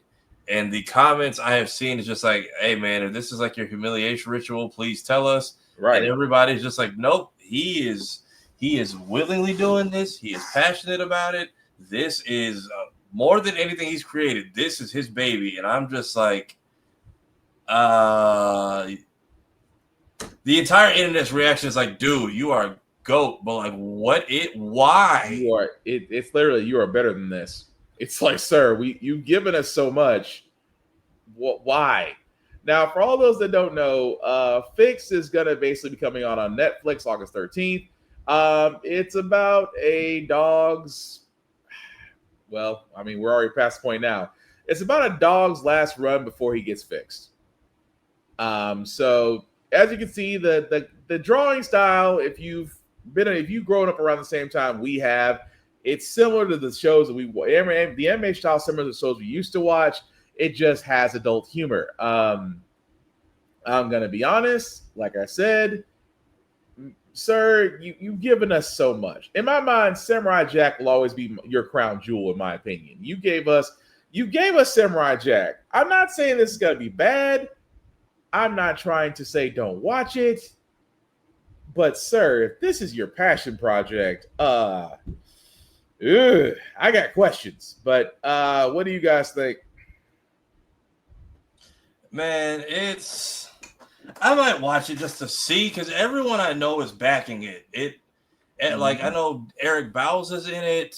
I know there's a couple other like good, like well-known voice actors, and they're all bigging it up. So maybe, but that first trailer was a lot, dude. That was it was. I don't think we can play that, or you can like. I know they had to get like some kind of restriction lifted so that YouTube didn't just flag it immediately. But it was a lot. That was big mouth territory, which is why it's on Netflix of all platforms. I was gonna say it's more like Sausage Party. It's almost like borderline Sausage Party trailers. And the Red Band trailer is the one I'm talking about. But like I said, I don't want to knock it. It might be great. It's just that for him to say that this is his baby, I hope it does well. But Joe, what were you saying about the copies for Skyward Sword? You're muted, Joe. Still muted. There's physical copies of Skyward Sword. Okay. I'll get with you on that one because I was just curious. Although I gave. Also, we have more Evo news that just broke. What we got? I feel bad for the 2XKO people because they have hands-on at Tokon. You see a picture of the 2XKO play area completely and utterly abandoned as a massive line and play party is only on the Tokon stuff. Oh, I feel bad. Maybe for them. I really maybe that'll change. Maybe it's only because Tokon's hot. They should have already put that game out and just like let the characters come in organically. Wait, which game? Well, remember the League of Legends fighting game 2XKO? Right. Yeah. Hey, you could be worse. You could be the Hunter x Hunter game because I think that already came out and no one talked about it. Pretty much. There was a panel for it this morning, and people are complaining to developers of how horribly unbalanced and broken the game is. They've already shown that there is a 100% one-hit touch move. Dang. In the Hunter x Hunter game? In the Hunter game, yeah. I mean, we see how much love and development was put into it, like all 5 minutes of some guy on Fiverr's worth. Yep. Well, But still, I was hoping that 2XKO game would get a little bit more love. But wow. Maybe it will. Like I said, it's the beginning of Evo. It's Friday night. Maybe. But we'll see. Also, from Nintendo Direct, we do have some new games that did get announced for the Switch. Start with this one, Monster Hunter Stories 3, Twisted Reflection. Joe, do we want to give me some information about this one, or do we want to let it play?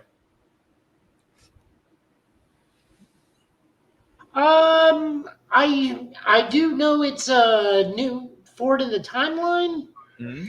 As far as I know, there are no returning characters. A brand new character is our main character. I don't know if we're having any returning guests. I think this is just a whole new storyline, just still set in the same universe.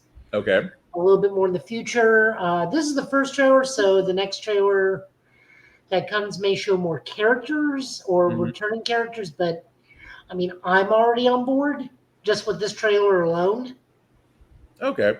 I'm messing with my Monster Hunters. I'm like, my backlog is getting ever so longer. Anyway, here's the trailer for Monster Hunter Stories 3, Twisted Reflection.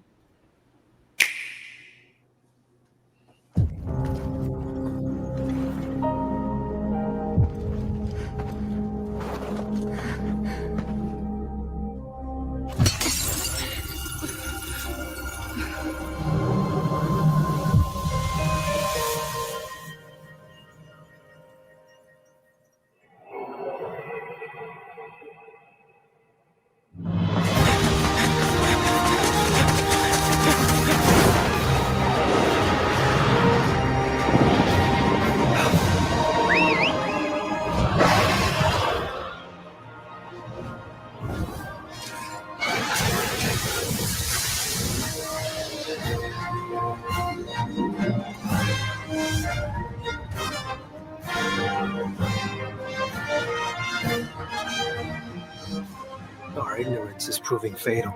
The encroachment threatens to drive our people out of house and home. But this divide has brought our two kingdoms to the brink of war. And you are the sole Rathalos rider in Azuria. My people have been driven into a corner, and the point of no return is looming before us. Can't afford not to go. I crossed the meridian. Keep going. Ratha! But it won't be for long.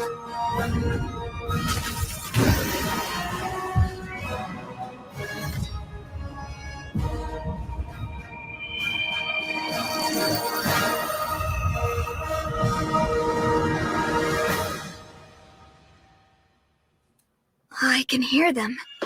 Two sounds. Overlapping each other.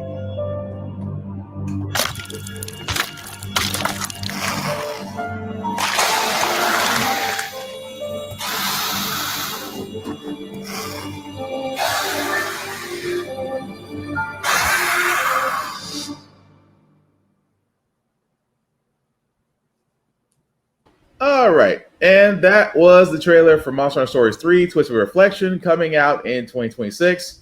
I'm sold. I know it'll probably be a while before I can get to it, but I definitely want to play it. And like I said, not a lot is actually being shown here. Like Joe said, hopefully more trailers that come along will show a little bit more as far as where it's going with it. But I mean, it's Monster Hunter. It's almost been a knockout. It's been a knockout of the park every other game that's come out. But Joe, Tafari, anything else y'all want to add to that one? This is also kind of a misconception on what it's releasing on. This is also coming to the Xbox and PlayStation 5. That has been confirmed. Okay. My hope is that they further go into the combat system because we added more weapons last time. Okay. Because this works on a rock, paper, scissors style format of fierce aggression and aggression or fierce attack, technical attack, Mm-hmm. and evasive attack. And it works in a rock, paper, scissors kind of format. So and then we added more weapons last time. I just hope we add even more weapons. Okay. To this. Personally, I hope they just put my preferred weapon, the gun lance, in this finally. Mm-hmm. But other than that, I don't know too much. Okay. Yeah, is this running on the Breath of the Wild engine? No, it looks like this is the RE engine. So it's still running off the RE. That's running off the RE engine? That bright? They In that detail? They have that sucker's versatile. They haven't replaced it yet. Huh. Okay. Because it was looking, at least animation-wise, it was looking a little Zelda-esque. That's why I was like, Right. I thought No, this was gonna. that's not uncommon. That's the art style for this because this is technically, well, not its own universe and separate from Monster Hunter. This is like its own side story where it's people that cohabitate with the monsters and use them as rides and companions. Yeah. Right. It had its own anime for the first game. Second game was just the game, and this is also just the game. Oh, the Imprisoned. We're not talking about Hyrule Warriors yet. Not yet, Lainey. But yeah, that's just the thing about it. Is just the because I was like, if that's the RE engine, then man, I have not given Capcom credit. This ain't it. But yeah, it does look nice. I do want to play it once it does come out. But hopefully, like you said, Joe, more trailers will show more gameplay. Hopefully, the weapons that you can use, things of that nature. But we'll hopefully find out. But speaking of Hyrule, we can go ahead and go into that. Hyrule Warriors: Age of Imprisonment. I have done no research on this whatsoever as far as where it falls in the timeline. Joe, I think we said it falls between. Was it a guess on what we knew where it falls between, or did we know? There's time travel involved in this game, so I have no idea, but I'm guessing this is supposed to help set up Tears of the Kingdom.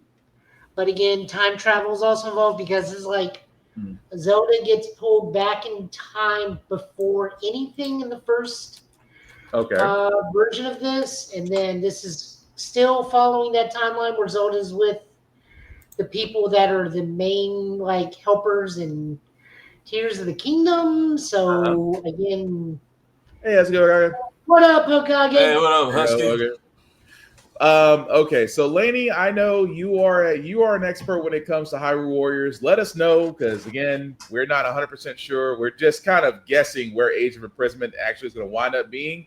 But with that being said, here's a trailer for it. Oh, well, actually, hang on before I play it. It should fall at the dawn of Hyrule between Breath of the Wild and Tears of the Kingdom. Oh, okay. Okay. That makes for a point. For all those that haven't seen it, here's the trailer.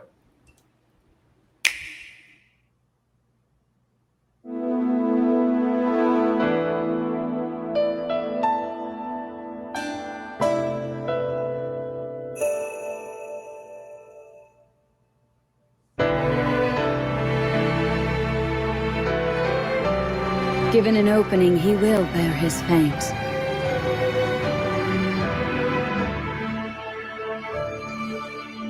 Until Hyrule itself is no more. Be that as it may, we face it together.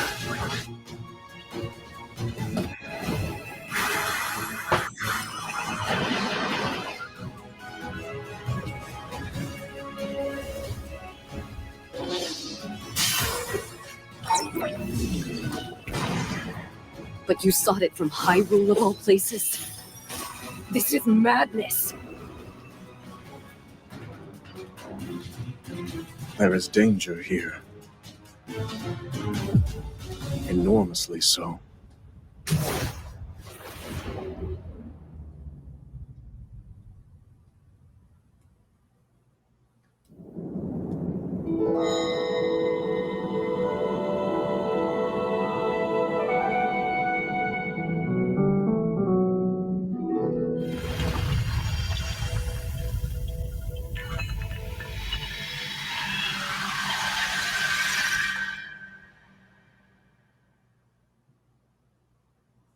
Okay, so I got several questions. But I mean, Laney said something else too. Hang on a second.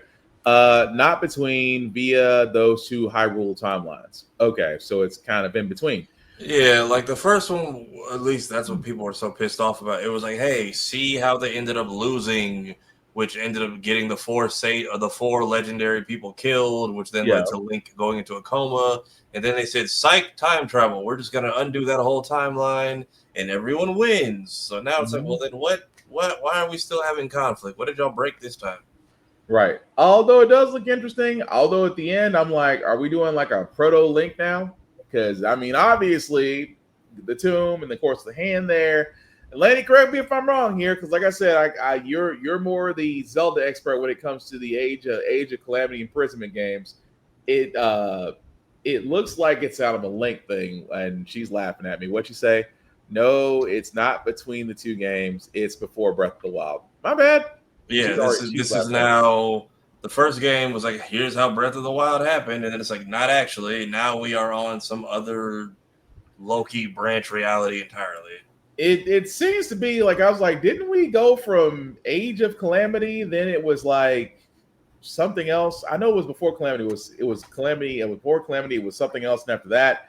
So it is kind of feeling like it's kind of branching off into multiple stories here. Which again, I'm not knocking it. Every Hyrule Warriors game has been fun. I'm just curious to see what they're going on between this one. And also check out Geek by Heart, because she is right now replaying Breath of the Wild. So if anybody is getting if you want a refresher course on Breath of the Wild, it's definitely through Laney and Geek by Heart right now. But yeah, outside of that, it looks great. It's supposed to come out this winter, so we're not sure of a release date as of yet. But we will hopefully get one very soon. What else did Laney say? The way Age ended did not exactly set up Breath of the Wild. Which is what they sold it on, and then everybody was pissed after they played through it. Yeah. So that's the thing about it. So that explains a lot. But again, once a date comes out, we'll see it. Also, Donkey Kong Bonanza seems to be doing wonderfully great. We haven't between me and Joe Tafara, we've heard nothing but great things about it. Still want to play it ourselves. And oh, by the way, did you have any more things that you wanted to add to Age of Imprisonment, Joe, or was that it? I really don't play Muso games unless they make sense. And what I mean by that is one person versus 1,000 people doesn't really appeal to me unless it's like the One Piece Muso games, because that makes sense because you see it in the anime literally. Yeah. Or maybe sometimes Dynasty Warriors, but like... Kind of miss Dynasty Warriors, actually. But no, I see your point. But again, still looking forward to it. The Adventures of Elliot the Millennium Tales was also the game they showed Nintendo Direct. This is new to me, although I did see the trailer. It's interesting. Joe, do we want to add anything more to it, or do we want to go ahead and play it? I call this game The Adventures of Not Quite Chrono Trigger. Damn. With that being said, here's the trailer. That's actually a mild compliment. It is a mild compliment. It just didn't dawn on me until you said it. But that being said, here's Adventures of Elliot the Millennium Tales.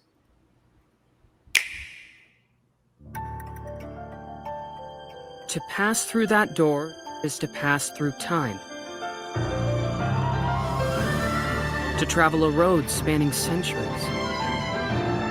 From here, heroes set out on a journey of hope. Square Enix presents a brand new action RPG brought to life in HD 2D. This is Philabildia, a continent overrun by beast tribes. A spell of safekeeping is all that protects humanity's sole bastion, the Kingdom of Huther. One fateful day, a set of ruins is discovered in the wilds beyond the castle walls. An adventurer, Elliot, leaves the kingdom to investigate. Facing danger is what adventurers do. At his side is a fairy named Faye. You can call me Faye. I'm a fairy. Together, the duo venture beyond the kingdom's protection into the great wide world. During your journey, you'll come face to face with all sorts of foes. In battle, study your opponent's moves carefully and find opportunities to strike. Fight with swords for quick and well-balanced strikes. Bows and arrows to target enemies from afar. Chains and sickles to swing and pull enemies closer, and more. There are 7 weapon types in total, but that's not all. You can also strengthen your weapons by equipping different combinations of magicite. Try out all sorts of variations to find the playstyle that works for you. Your fairy companion, Faye, can also attack and pick up items. You can control both Elliot and Faye separately, or 2 players can control them at the same time. You'll find that she's very helpful on your adventure.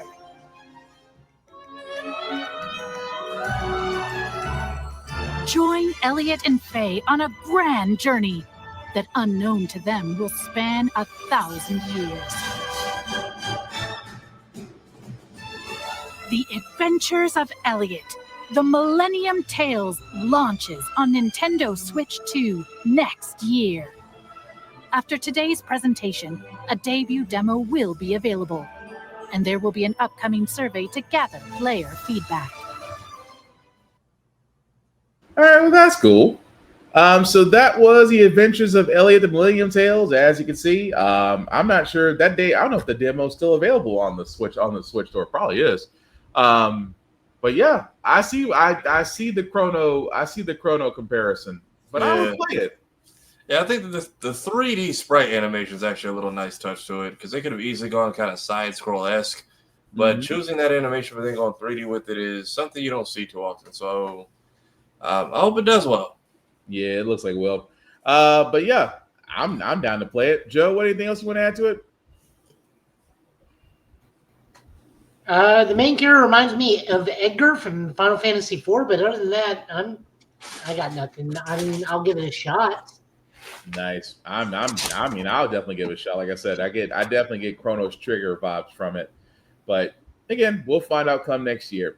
So 2 more that we did get before we get to our last reaction for Phantom Blade.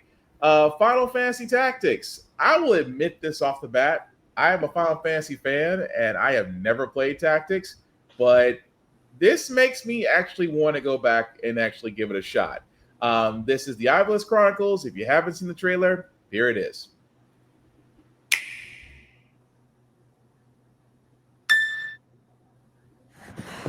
Is it truly him?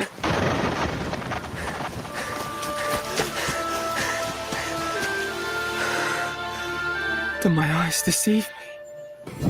Demeter, he lives. The Order has been commanded to undertake an operation to eliminate the brigade. All right, lads. Cut through these and we're as good as flakes. I hear you were decorated for your first victory, Ramza. They sing your praise from on high. You do honor to our name, my brother, and to me.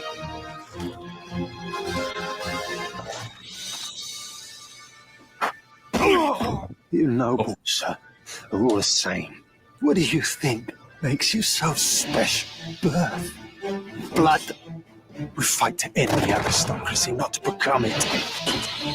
All soul of Ivalice is in turmoil. The crown strays. It must be led back onto the path.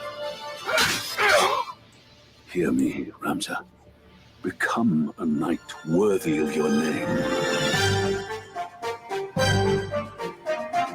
Fight with honor and trust in your steel. No holding back! You are noble! My only sister is taken by cutthroats, and you would have me come? I would not go out of my way to rescue some common maid. Delita, we must away! Delita! Ramza, you will know the path you must walk. A Beowulf can walk no other.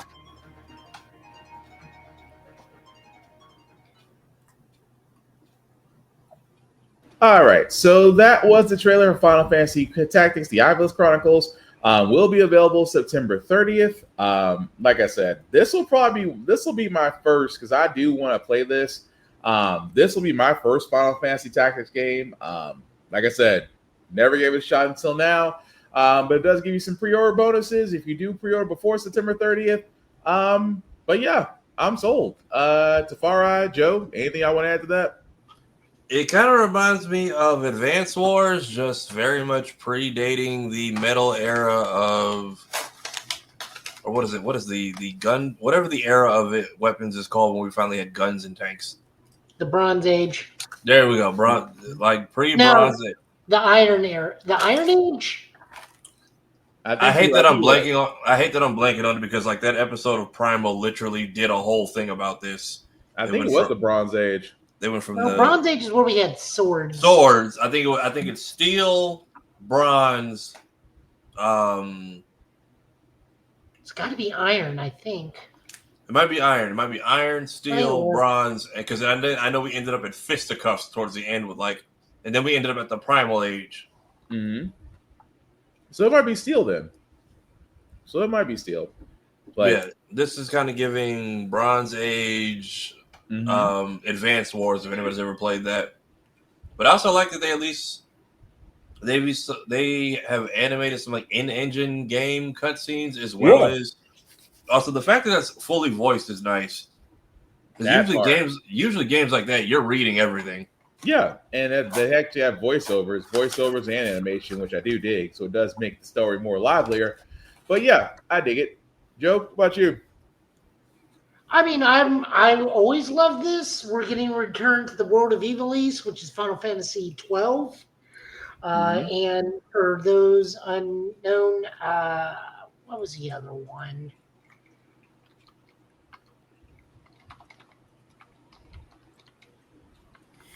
Hey, Bama, roll tide. Hey, what up, Bama? Yeah, when is your first game again? Alabama's next week. College football next week. Oh. This is set in the same world as Vagrant Story in Final Fantasy 12. This is just the first one. So it kind of goes this game, then Final Fantasy 12, then Vagrant Story in like a successional timeline. Gotcha. Okay. But yeah, it definitely looks like it's going to be fun to play. Really? No, Hokage. Look, no, sir. No, sir. Come on now. Alabama's in the. You know what? Alabama. Oh, Alabama's at the end of the month. Well, we are at the end of this month. Sorry, Bama. But really, Hokage, you're going to lose. That's petty, sir. I resent that. But Cronos: The New Dawn. We do have a release date for it as well as a new trailer. We did show this. I think this was Summer of Games. I think when we first showed this. 1 second. All right, we were horribly, horribly wrong. Look, I just remember when you watch those Stone Age, Bronze Age, Iron Age, Classical Era, Medieval Era, Early Modern, and Modern. Okay, so Primal went, I think, Modern Era, Steel Era, Bronze Era. What was the second one? Or what was the first one? Stone, Bronze, Iron, Classical, Medieval, Early Modern, Standard Modern. Okay, then they went Medieval Era. Then I think they went Stone Era. Then we went Fisticuffs. And then we went Primal Era because we ended up winning against the bad guy with the stick. Yeah. I'm just listening because I don't. You guys remember that more better than I do, because I know season 3 of Primal is supposed to be coming out, but apparently we're putting out this weird movie about a dog and his balls first. So yeah, that's true. Speaking of weird, Cronos to the Dawn. Here's a trailer.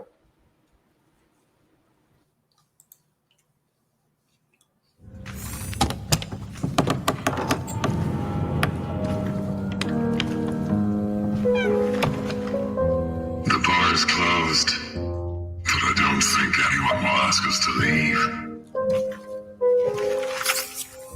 Come, join me. What is all this? Magnificent. Don't you think?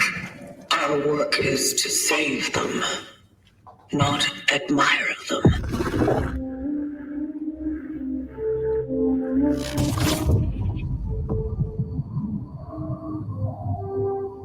People listened to music once and told each other stories.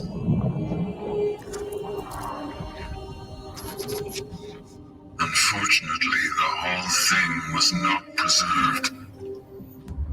Don't shoot! This is how I do my own part in saving them.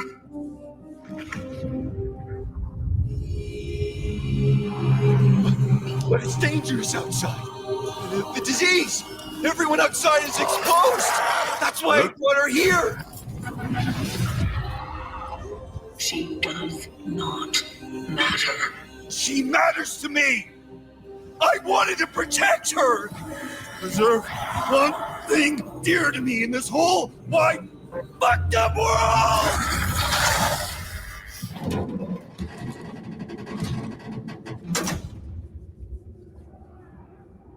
When can you value the time you've been given the most, if not here and now? It's a paradox. Or an anomaly, rather. Some kind of experiment, right? This is solace. What are you doing? Preserving.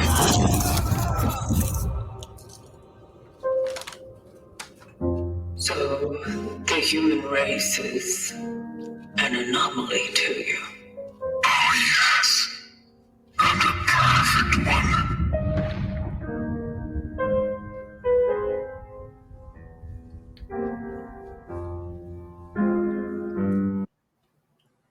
And that was the trailer for Cronos the New Dawn. As you can see, guys, will be coming out September 5th of this year for Steam, Xbox Series X and X, PlayStation 5, and the Epic Store, and Switch.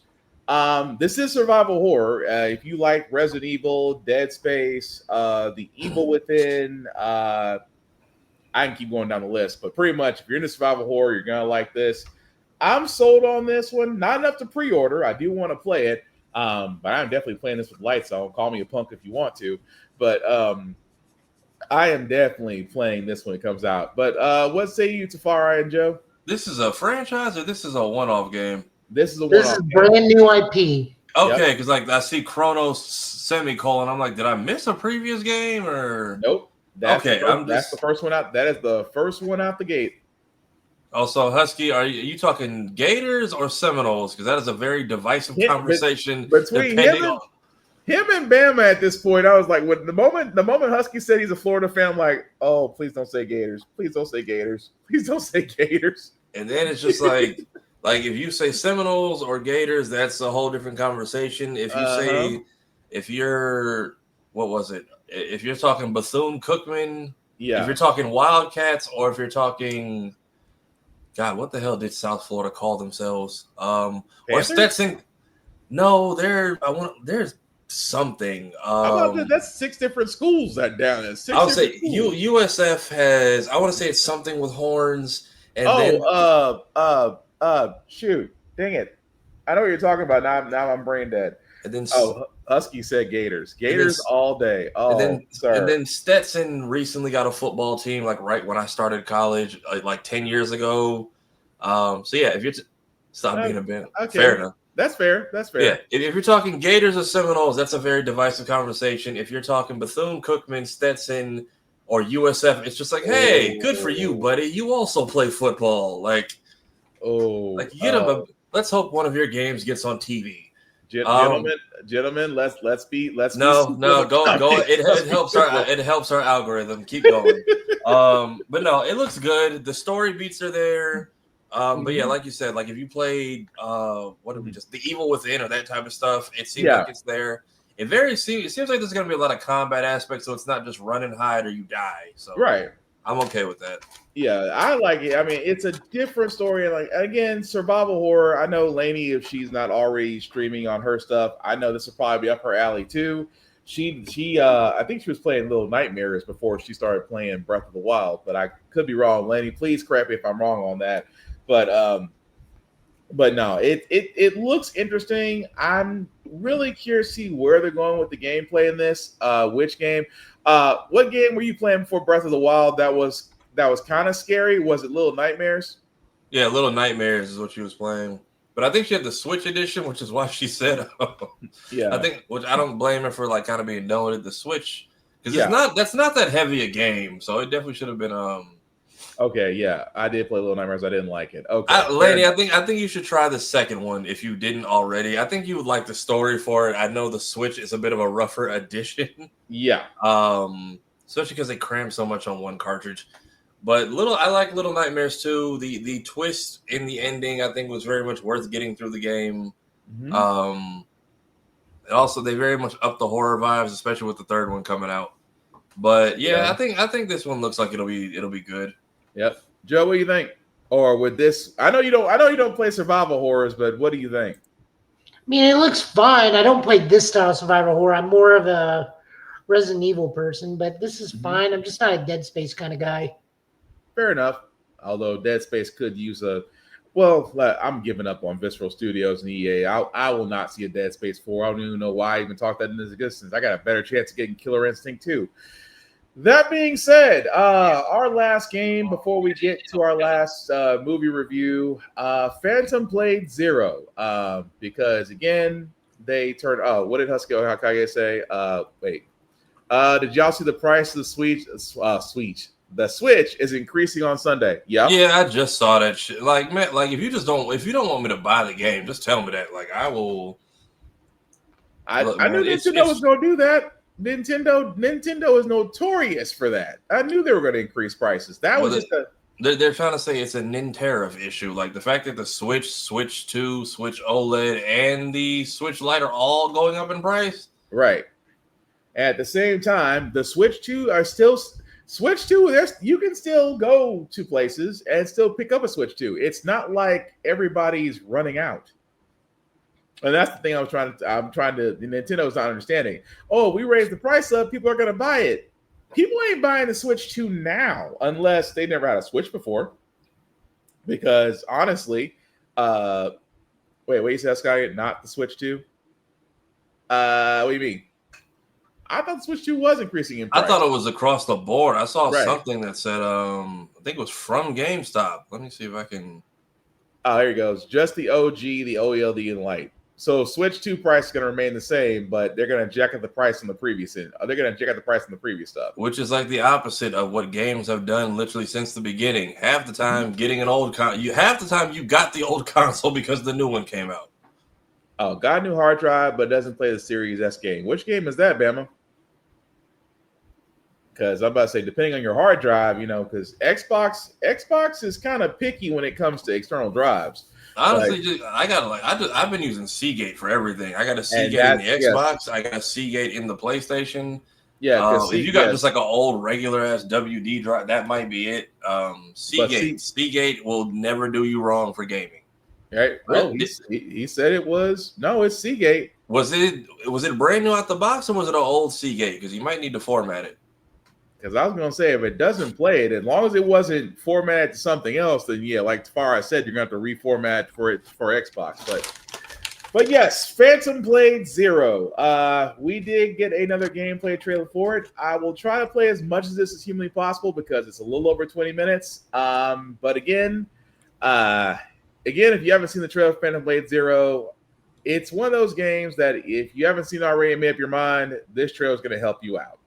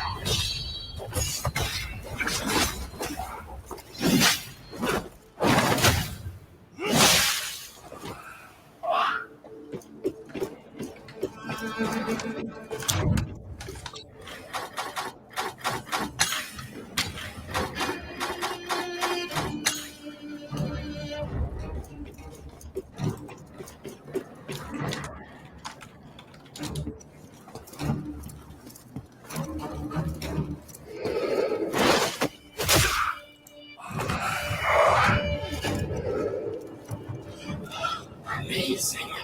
Truly remarkable. This perfect transition is nothing short of a miracle. We savor even more miracles. The training ground. The training ground.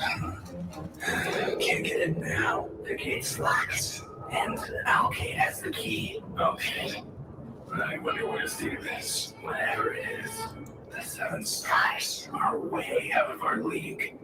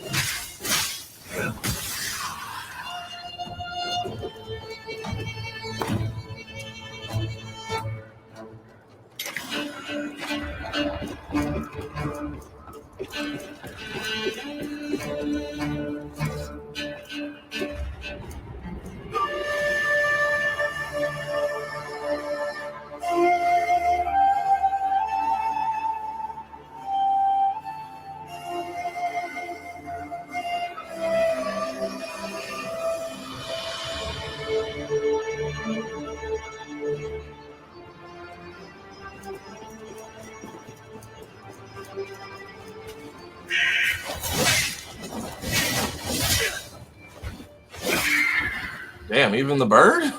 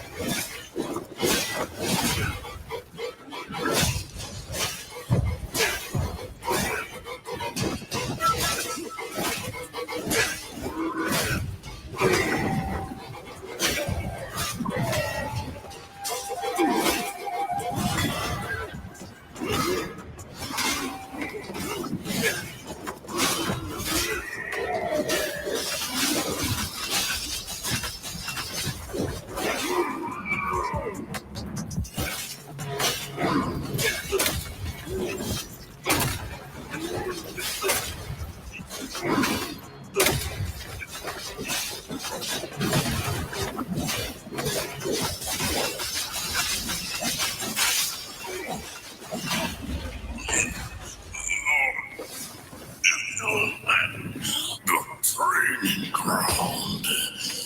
Deep at the camp. They took soldiers there and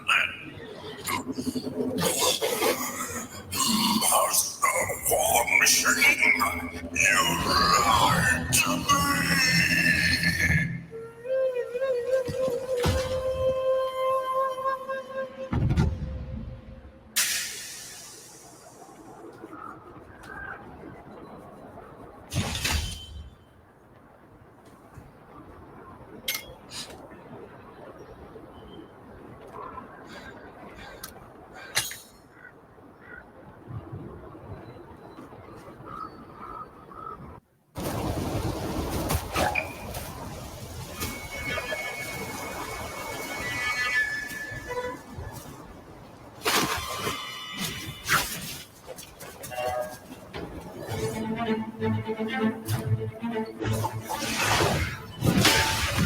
Okay.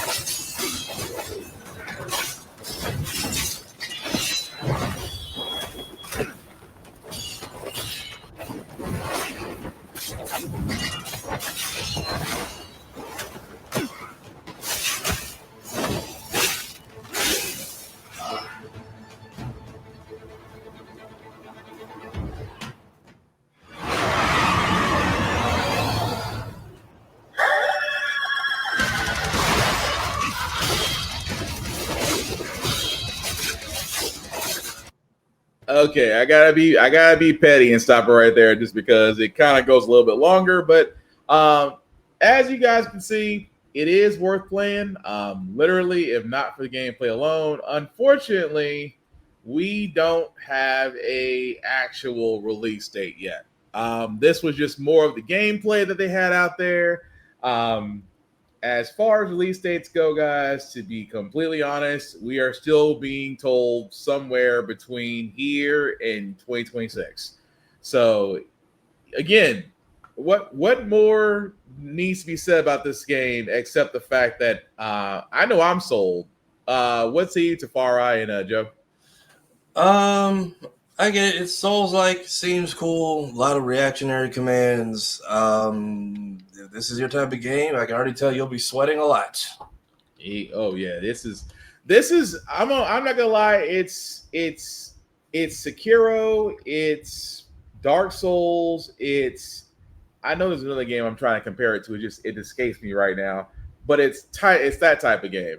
And yeah, so 2027 then. I mean, if so, I'm not knocking it. Take all the time you want, because if game prices are gonna be in the $80 and up range, number one, be complete. Number two, be without bugs. I will not complain about an $80 game if it's complete in its entirety and it doesn't have bugs. But again, almost everything for Phantom Blade says fall 2026. Again, no release date has been given yet, but still looking freaking forward to it. But Joe, anything you want to add to that before we move on to Aztec Batman?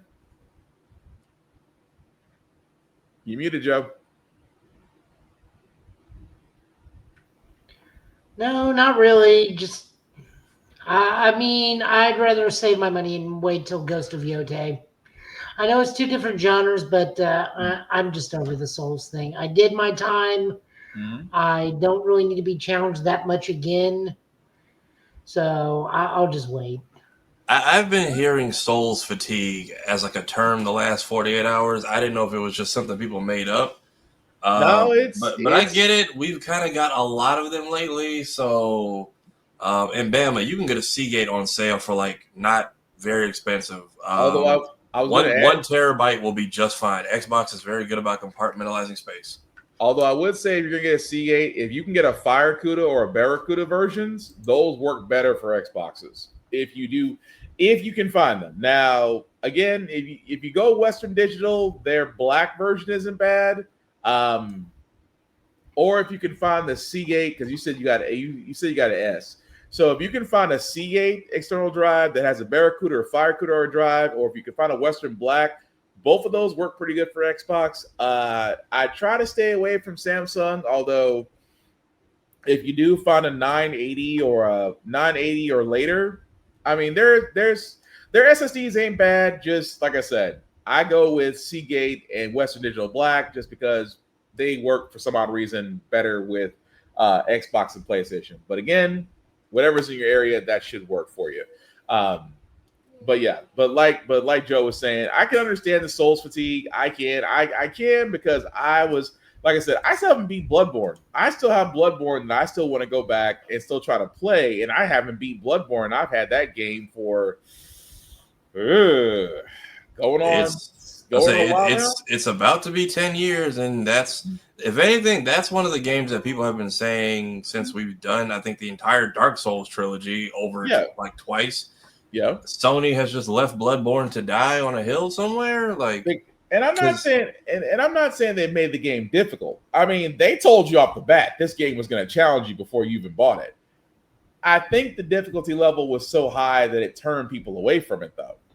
I think the difficulty level plus being locked at 30 frames per second on machines that can play higher. Right. And I think, especially on games like that where timing and reaction time is pivotal, a smoother gameplay experience is much appreciated. But the fact that you can't even improve it if you're on better hardware, I think killed it for a lot of people. Yeah.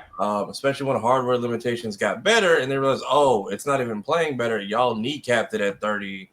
And people have like modded it to 60, but even then, they won't go.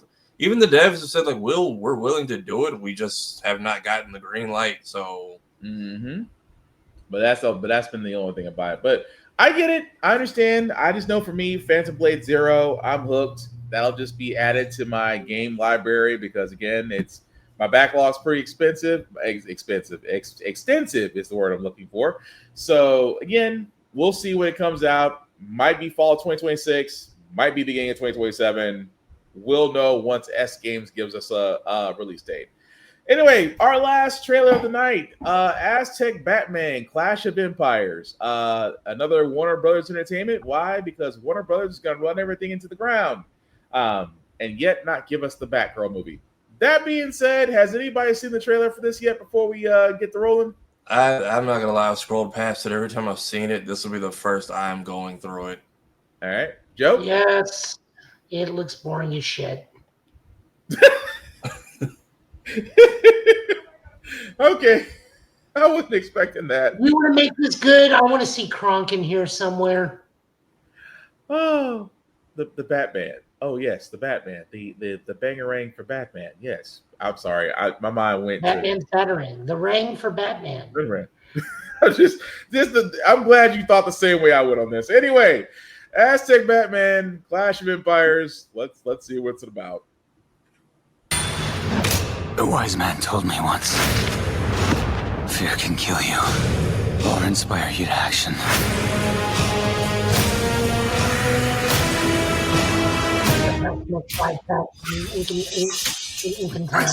When you take my place, it'll be your duty to always be ready for battle. What the fuck am I looking at?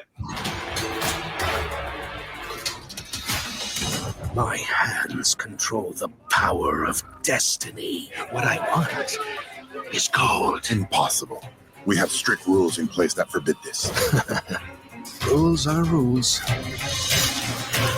Is this movie just made in Flash? Slaughter them all! Yes.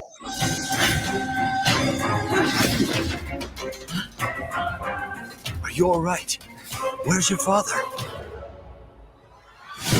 Is this a brown Bruce Wayne? Stop, Cortez. I want you to train to become the greatest warrior that the world has ever known. I really think this is made in Flash. Where, my lord? Fear. Like 2000. Even with all of your training, you still can't defeat them. If only there was somebody who was stealthy.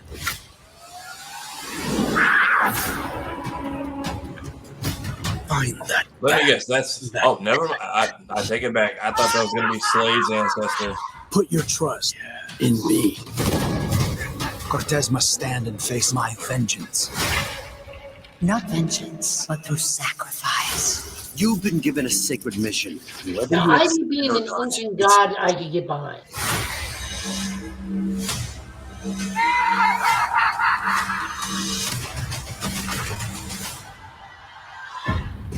Tell us, war leader, what are your orders? Attack!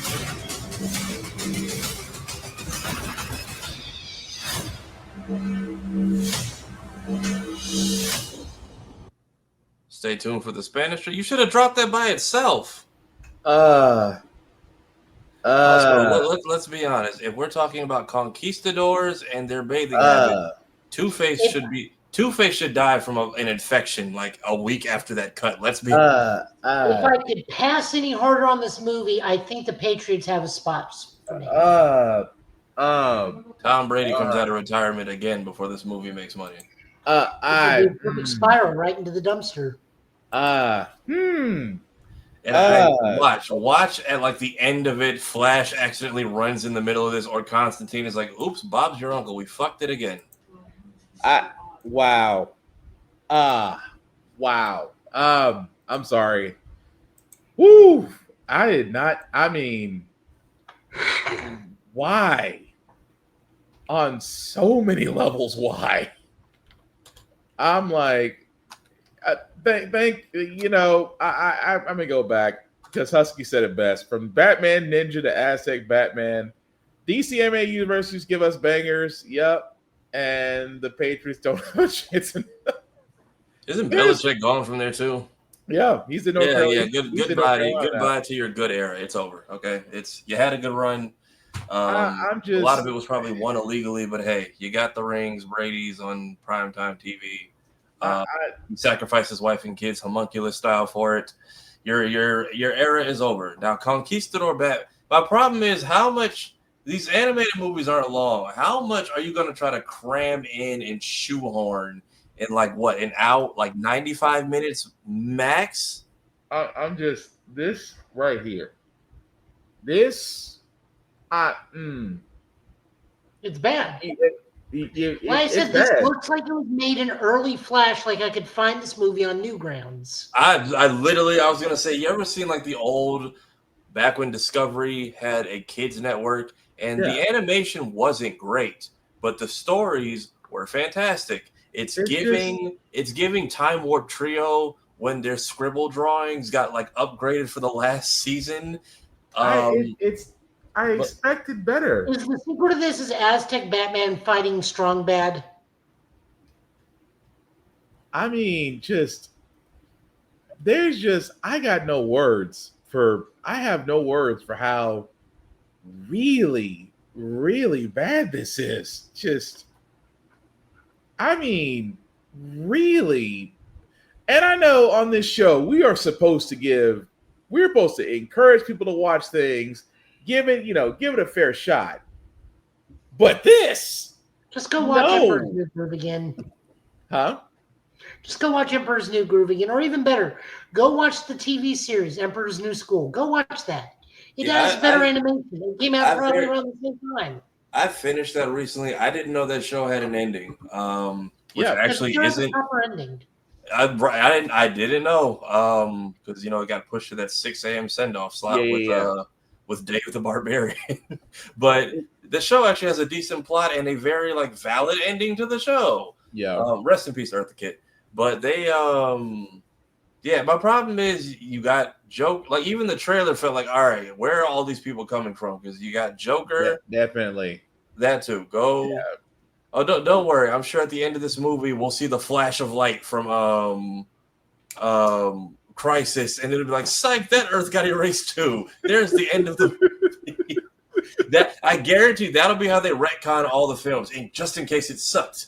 The light white virus, the white blood cell thing that wipes away the Earth from Crisis will be the new version of rappers saying the album was actually a mixtape when it fucking bombs. Right. That's just good and terrible. Yes, please go watch Eyes of Wakanda.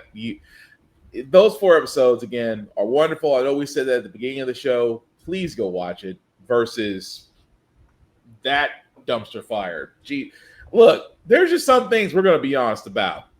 Aztec Batman, dumpster fire. There's no saving that at all. So I'm sorry.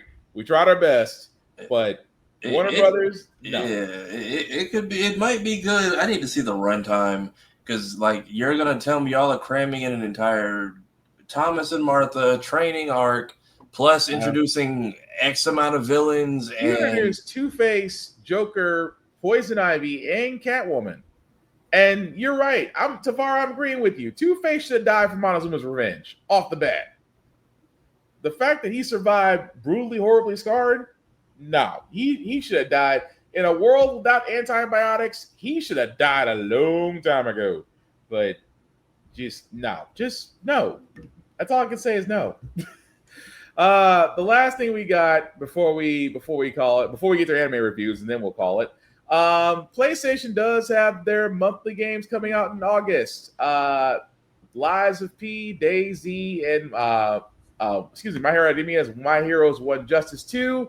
I will say this: Lies of P. I played it again. It is very Souls-like. It is very patient.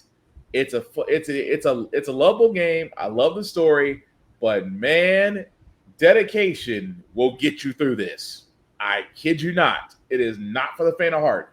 But if you have a PS4, PS5, I would highly recommend you play it. Again, I loved it. I thought it was great. Worth playing. DayZ. Again, another one for PS4 if you like survival hardcore games, especially in a post-apocalyptic world. Again, I played it, loved it, would highly recommend that one as well. My Hero 1's Justice 2. If you like I'm like, let's be honest. If you like My Hero, you're gonna play it. It's pretty much the Naruto for that game. Again, highly recommend that one as well. There are some other games, Diablo 4, which this is the last month to get these. So Diablo 4, King of Fighters 15, sorry. And others out there. You do have up until August 4th to get these games. So if you do have PlayStation Plus, definitely pick those games up. Again, like I said before, Lies of P, DayZ, My Hero 1, Justice 2. You can't go wrong with any of those games. Yeah, that's actually a pretty solid lineup. I heard if you're gonna try to platinum 1's Justice, it's very repetitive and tedious because they basically try to get you to do, I think, arcade mode with almost all the heroes and villains. So yeah, a lot of button mashing. I would, if you're a completionist, play it in bursts, is what I'm told. Oh yeah, it's definitely fun playing. Joe, anything you want to add to those 3 games? I've already played My Hero 2. This goes up to Overhaul, right? Yeah. Yeah, I've already played this version. I stuck with the same person I used in this game, so I don't think I'll be doing that. Lies of P again looks fun. I don't need another Souls game. DayZ, no thanks. DayZ is fun, but like I said, it's not repetitive, but it has, again, you'll figure out if you like it, if you love it, but definitely give it a fair shot. But Lies of P, that's my favorite out the bunch. Again, it took me kind of a while to finally beat that game, but man, I'm looking forward to Overture, the next DLC that comes out with it, because the story does continue from there. But again, that's just me. Would highly recommend it. You guys, let us know in the comments what you think. So, fellas, before we wrap this up, anime reviews of the week. What do we watch? I'll start with you, Joe. As usual, I'm over in the Slice of Life corner still. My Dress Up Darling, still fantastic. It's school festival time.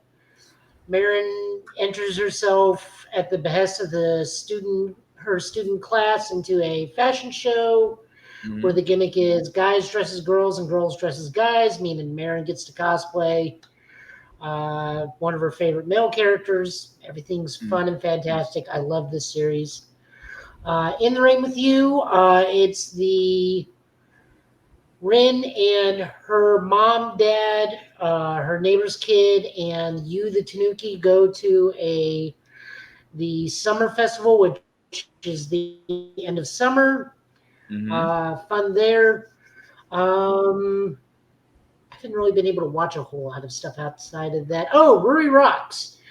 Again, I really love this study in mineralogy and whatnot. This time we look at how sapphires are made, how to properly do search through river sand and whatnot, and you just learn a great bit of information of river stones in this. I just love an anime that teaches you things and teaches you, especially general science, because I know some kid is watching this and going I want to do that.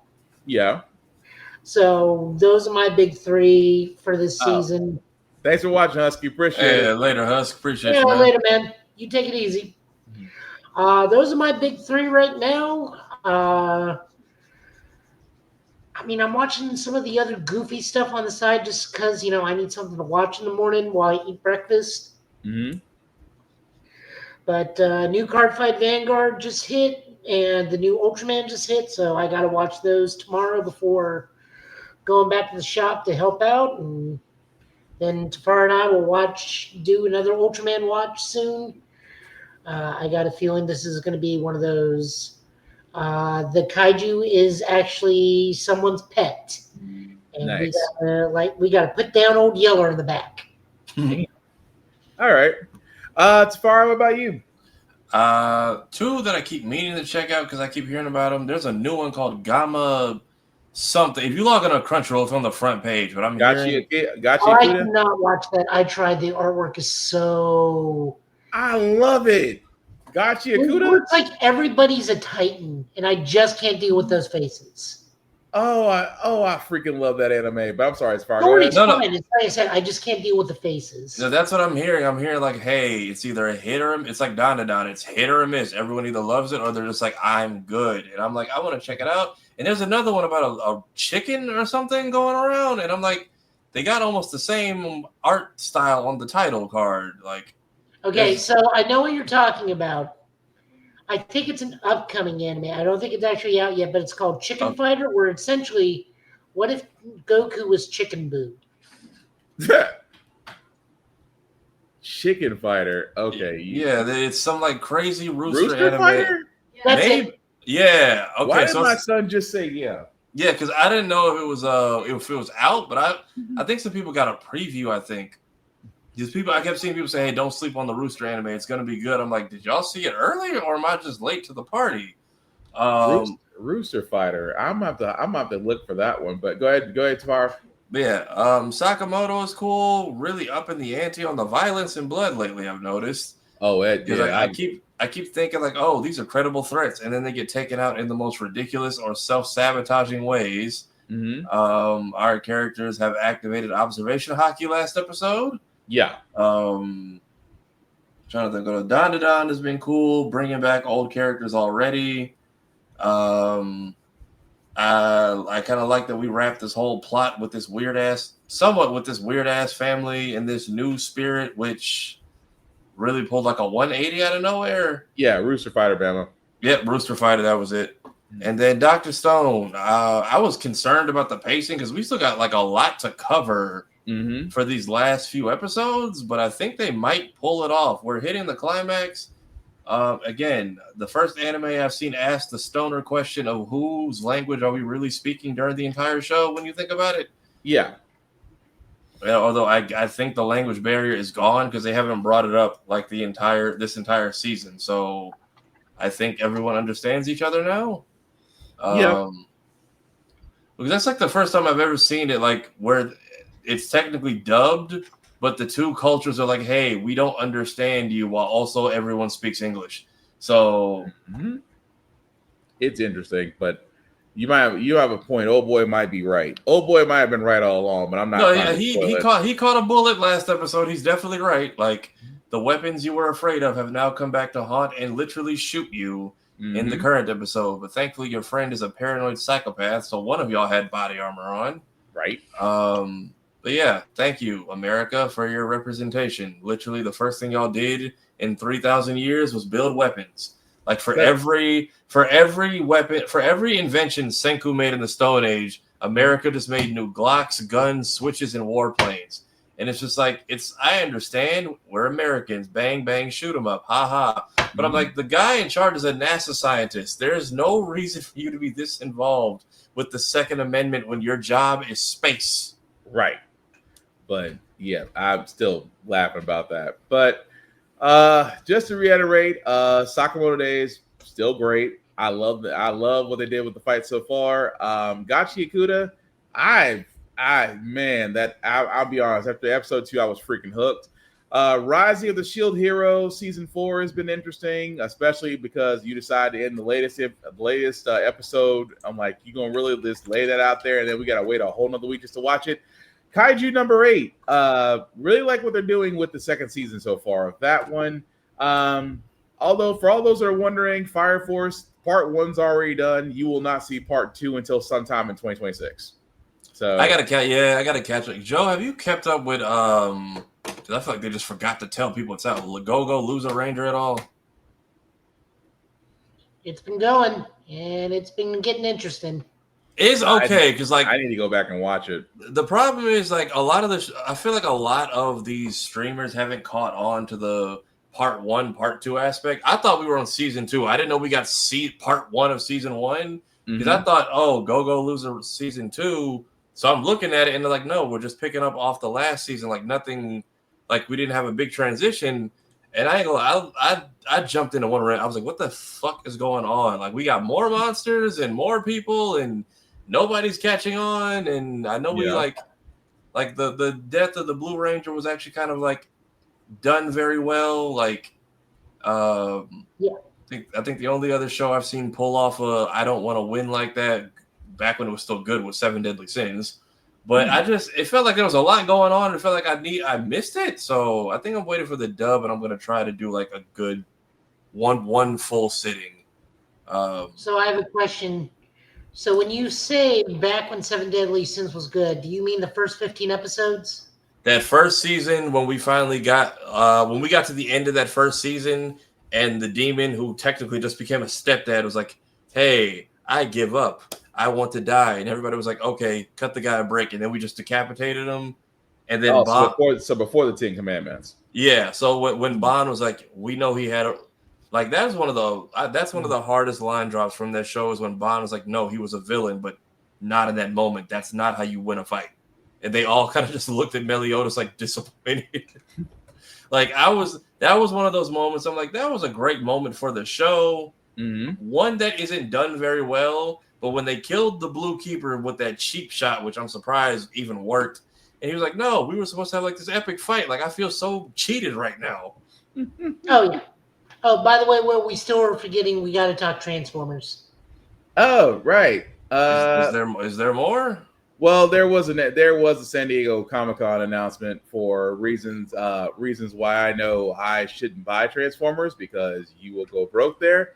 But they did announce a new lineup that is coming out, and bear with me as I go get it. They announced what the Titan class toy was this year. It's Age of Extinction Grimlock, who is ungodly huge.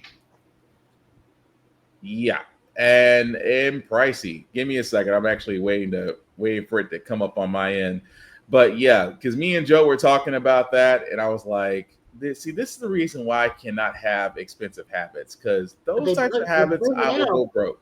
Say what? They're bringing out one of my favorite versions of Optimus Prime. Okay, I think I got it. Yeah, I got it. So yeah, this is what Joe was talking about, was that you're basically getting a big convoy here, which will come out spring of next year. Retail price isn't bad, $60 for it. This is the maximal big convoy toy. So 6.5 inch class figure. Dang. Yep. So for those unaware, Japan actually did 2 more Beast Wars series after the initial CGI Beast Wars. They were both traditionally animated. One is called Beast Wars 2. Yep. Which is where we get Leo Convoy, where he is pretty much Kimba the White Lion that turns into Optimus Prime. There is no illusion or joke. It's literally just, what if Kimba the White Lion becomes Optimus Prime? We call him Leo Prime in the U.S.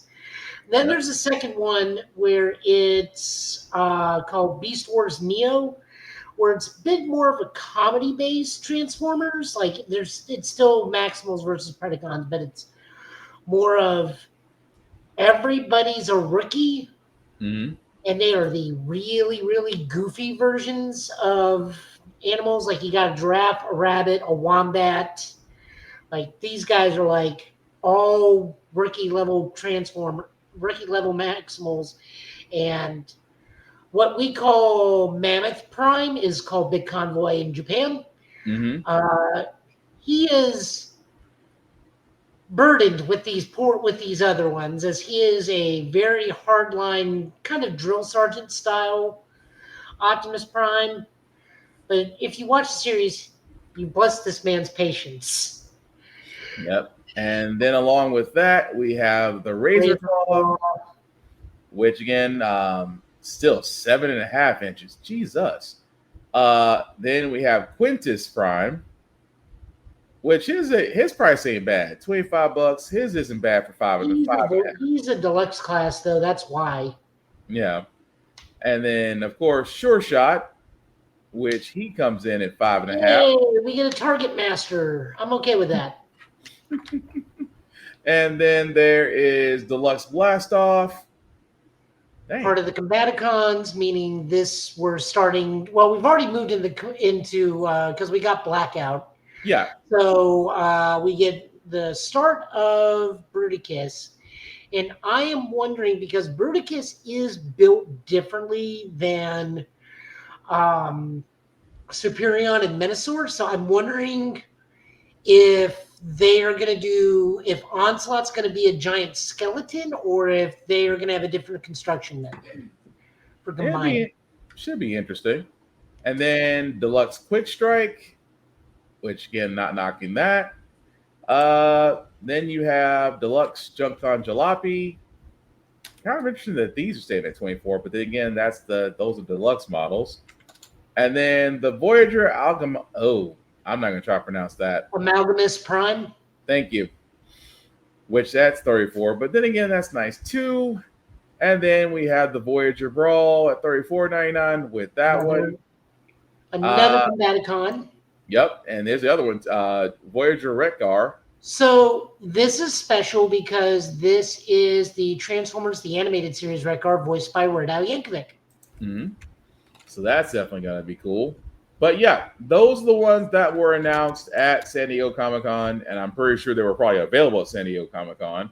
But yeah, like I said before, Transformers is an expensive habit. I try not to dive into that pool, but those are the ones that are going to be available. Like I said, they were revealed at San Diego Comic-Con this year, will be available for 2026. Mm-hmm. If you are interested, then as you know, next year, be right up your alley. But yeah. We also have a clip featuring Big Convoy. Oh, did you send it? Yeah, I sent it to you and told you started at 1654. Did I miss all of this? I am really behind the ball on this. Give me a second, because I could have sworn I did a better job of preparing. Because I was like, I saw that, but did I really miss everything else? Dang, this is kind of sad. Let's see. That was Battlefield. That was you talking about the Beast Wars Neo that was subbed? Yes. Well, let's hope this doesn't get this one. I'm hoping there, because we'll give it a we're shot. starting at 1654. It's a brief clip. Well, I'm just hoping this thing doesn't ban us. They already got us for Aniplex. Give me a second. Give me a second. I'll see what it does. Okay, you said 1654. I could have just typed it in, actually. Oh, shoot. Okay, sorry. I was trying to catch it as it was going. All right, let me try this one more time. Well, I'll start ways back. Let's just start right here. All right, here we go. And unmute that. 何が起こった魔法か魔法を使ったのかくそ意外にあるな逃がすかハイランド伏せろマグマロケット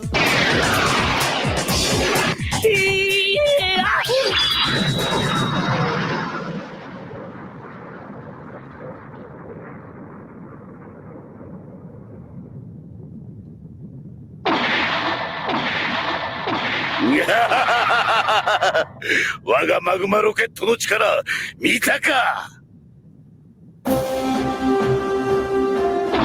要塞制での恨みここで晴らす残念だな何ビッグキャノンゴーマグマトル様ディナミ転送だじゃあ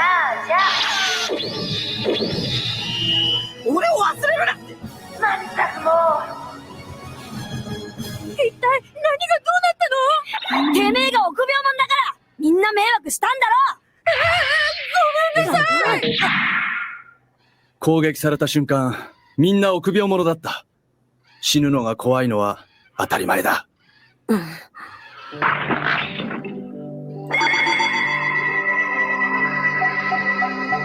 ワンフォーオールオールフォーワン一人はみんなのためにみんなは一人のために忘れるな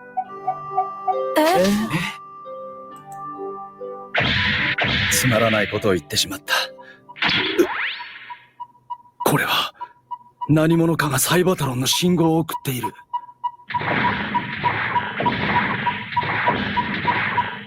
マトリックスへの信号を頼りにビッグコンボイたちは宇宙船の記録用の部品ブラックボックスを見つけたのだった。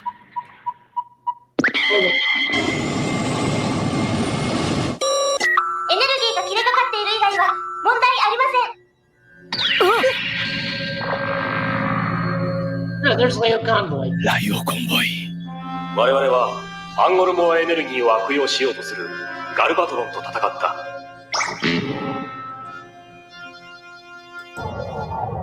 しかしガルバトロンは人工惑星ネメシスを使いアンゴルモアエネルギーを回収してしまった。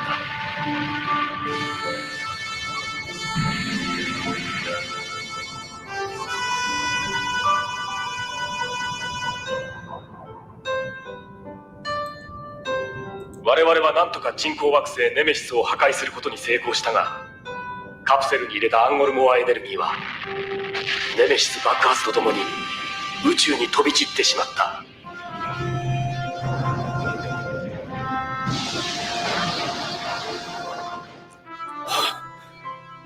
アンゴルモアエネルギーは宇宙を滅ぼす力をも持つかもしれない未知のエネルギーだ。サイバトロンのみんなの力でカプセルを回収してくれ。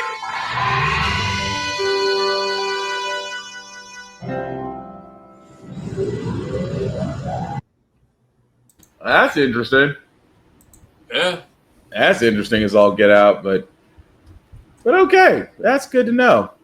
Well, especially Lion big, they call it Big Convoy. That's the thing I was trying to figure out the entire time. Like, why is the other description Big Convoy? But because he's a mammoth. Yeah, but Convoy, Mammoth, that's where I'm kind of trying to make the connection there. No, Convoy is what they call Optimus in Japan. Okay.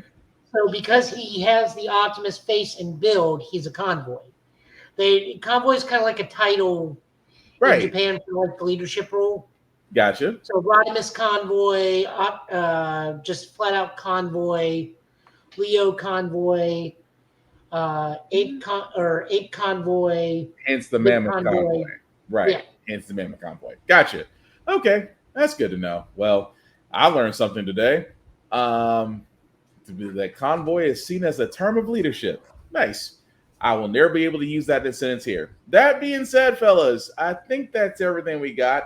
We didn't have comics this week. Kind of an off week for comics, but we'll definitely be back next week with that.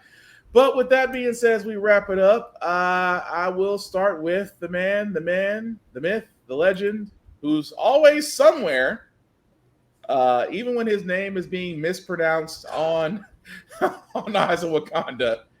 Tafari, you want to let people know what you're up to, what you're doing? Yeah, this show is about to send me on a rabbit hole about my own damn pronunciation. Please go watch Eyes of Wakanda. I know we have Spider-Man news and like a 9-second look at a new suit that everyone's freaking out about, but they just started filming today. Relax. Right. Stuff on my own channels. Skits are still here. A lot of short form content. Slight hair update video. Took a few inches off just everything because it's just getting in the way at this point. What else have I been doing?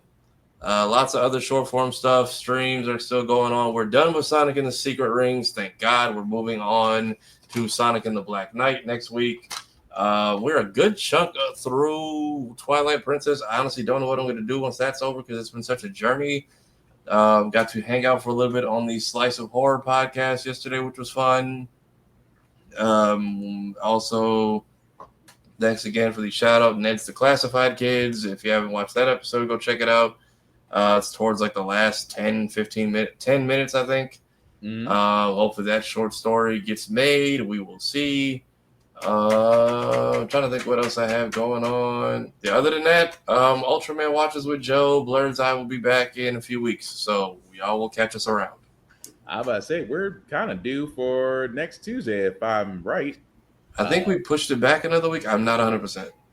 Yeah, we'll double check with the captain on that. All right, but thank you for that, sir. Joe, let people know what you're up to, sir, where you'll be at. You can find me Fridays, Saturdays, and Sundays over at Middle Tennessee Gaming. I am helping out that store in general operations and whatnot, but come on over, say hi. play a game, get into a game, whichever one you would like, or just come and buy Pokemon packs from us. Everyone likes that. Other than that, I'm with Middle Tennessee API doing stuff, or I'm with Tafari. We're doing Ultra Watch. We're watching Ultraman Omega. It's been fun. We got to introduce another new character because we need a convenience. We need to know that the warehouse that Kosei and Serato live in are watched over. So they introduced the landlord, who's just one of those chill things. Last episode, we talked a little bit about the Japanese work industry and how it can either be super chill or super soul crushing. There is no middleman. And how really, really good the kaiju costume was last episode. That was just that crow dinosaur was just awesome looking. Other than that, streaming at some point. I'm really just waiting for the MechWarrior DLC to drop because, like, I can only play MechWarrior so many times online. Working on some of the Monster Hunter stuff because the Fire Festival the Summer Festival is currently happening in Monhun Worlds. I have achieved greatness in the gun lance, because I got the giant corn on the cob gun lance called the Mighty Corn Popper. It is as stupid as it sounds, but it's also one of the most powerful gun lances in the game. So, and that explains a lot. If it's a stupid name, it's a powerful weapon. Go ahead. I mean, I hit for 190 every time I do my shelling. So, and that's per blast.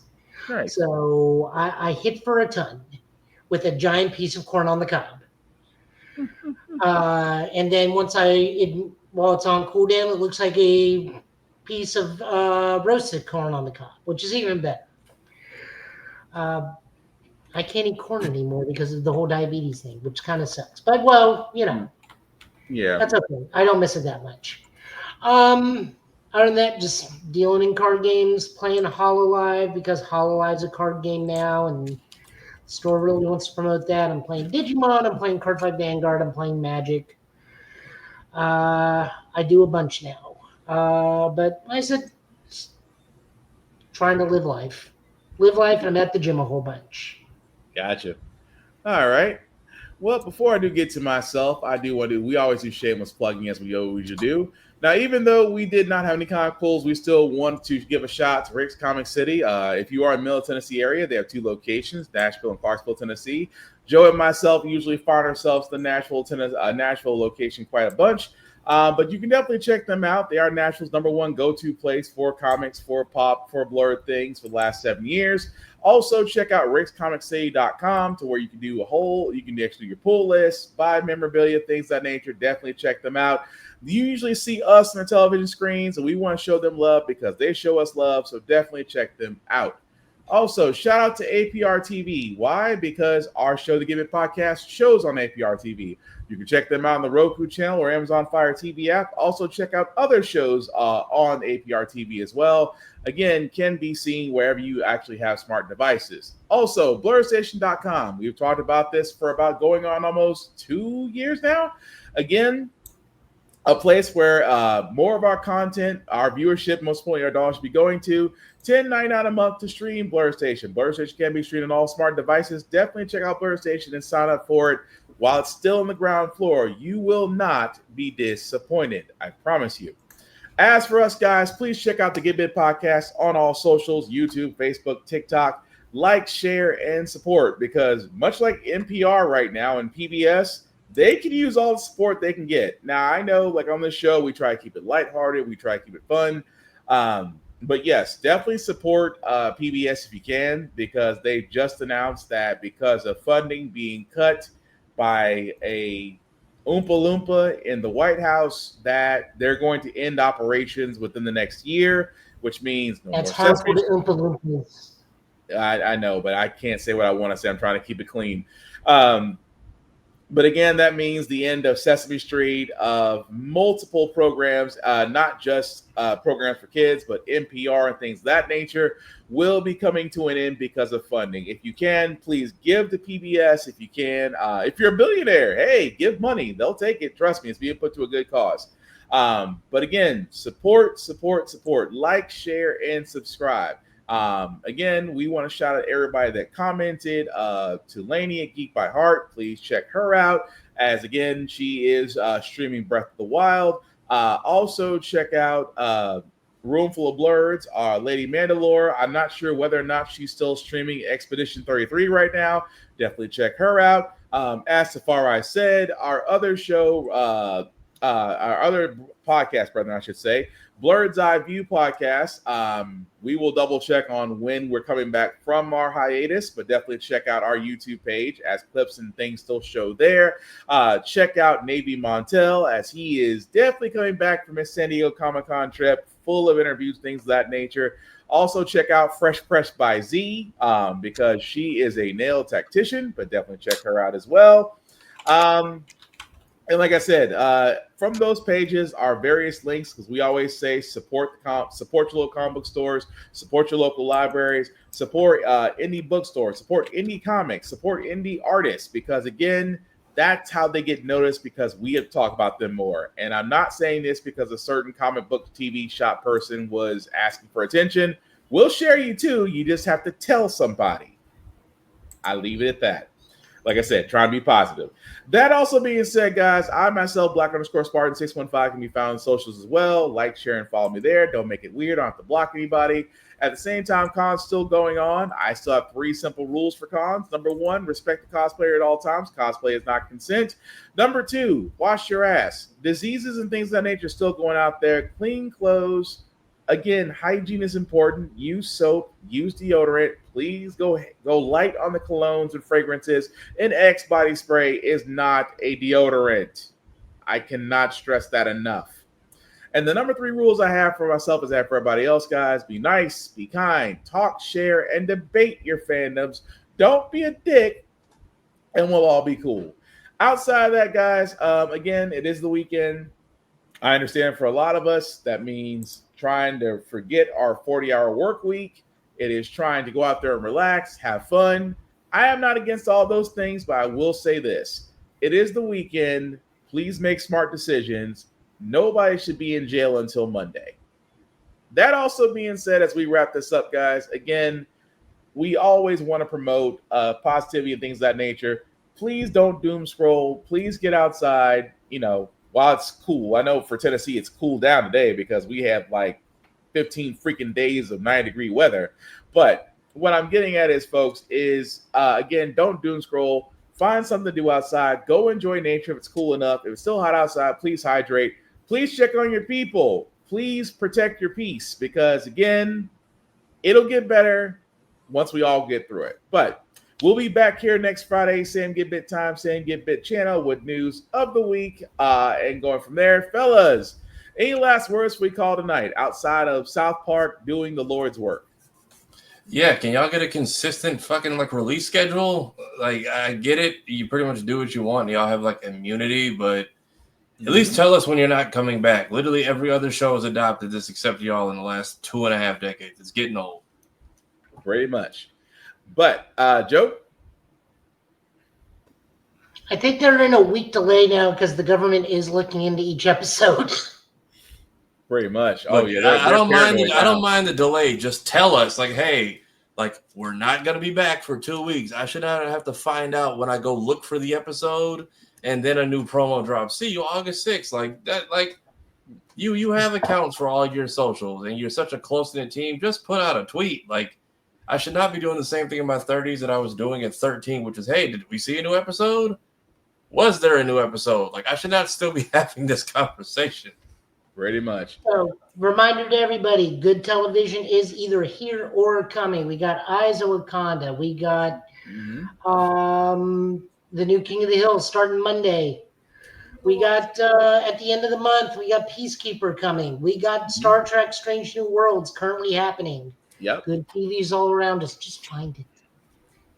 Yeah. So again, It's wonderful television. Please enjoy it while it lasts. That being said, I've been Spartan. He's been Joe. He's been Tafari. This has been the Give It Podcast for tonight, guys. Thank you all for watching and commenting. We will catch you guys on the flip side. Take care of yourselves and each other, and I promise we'll get through this. Peace.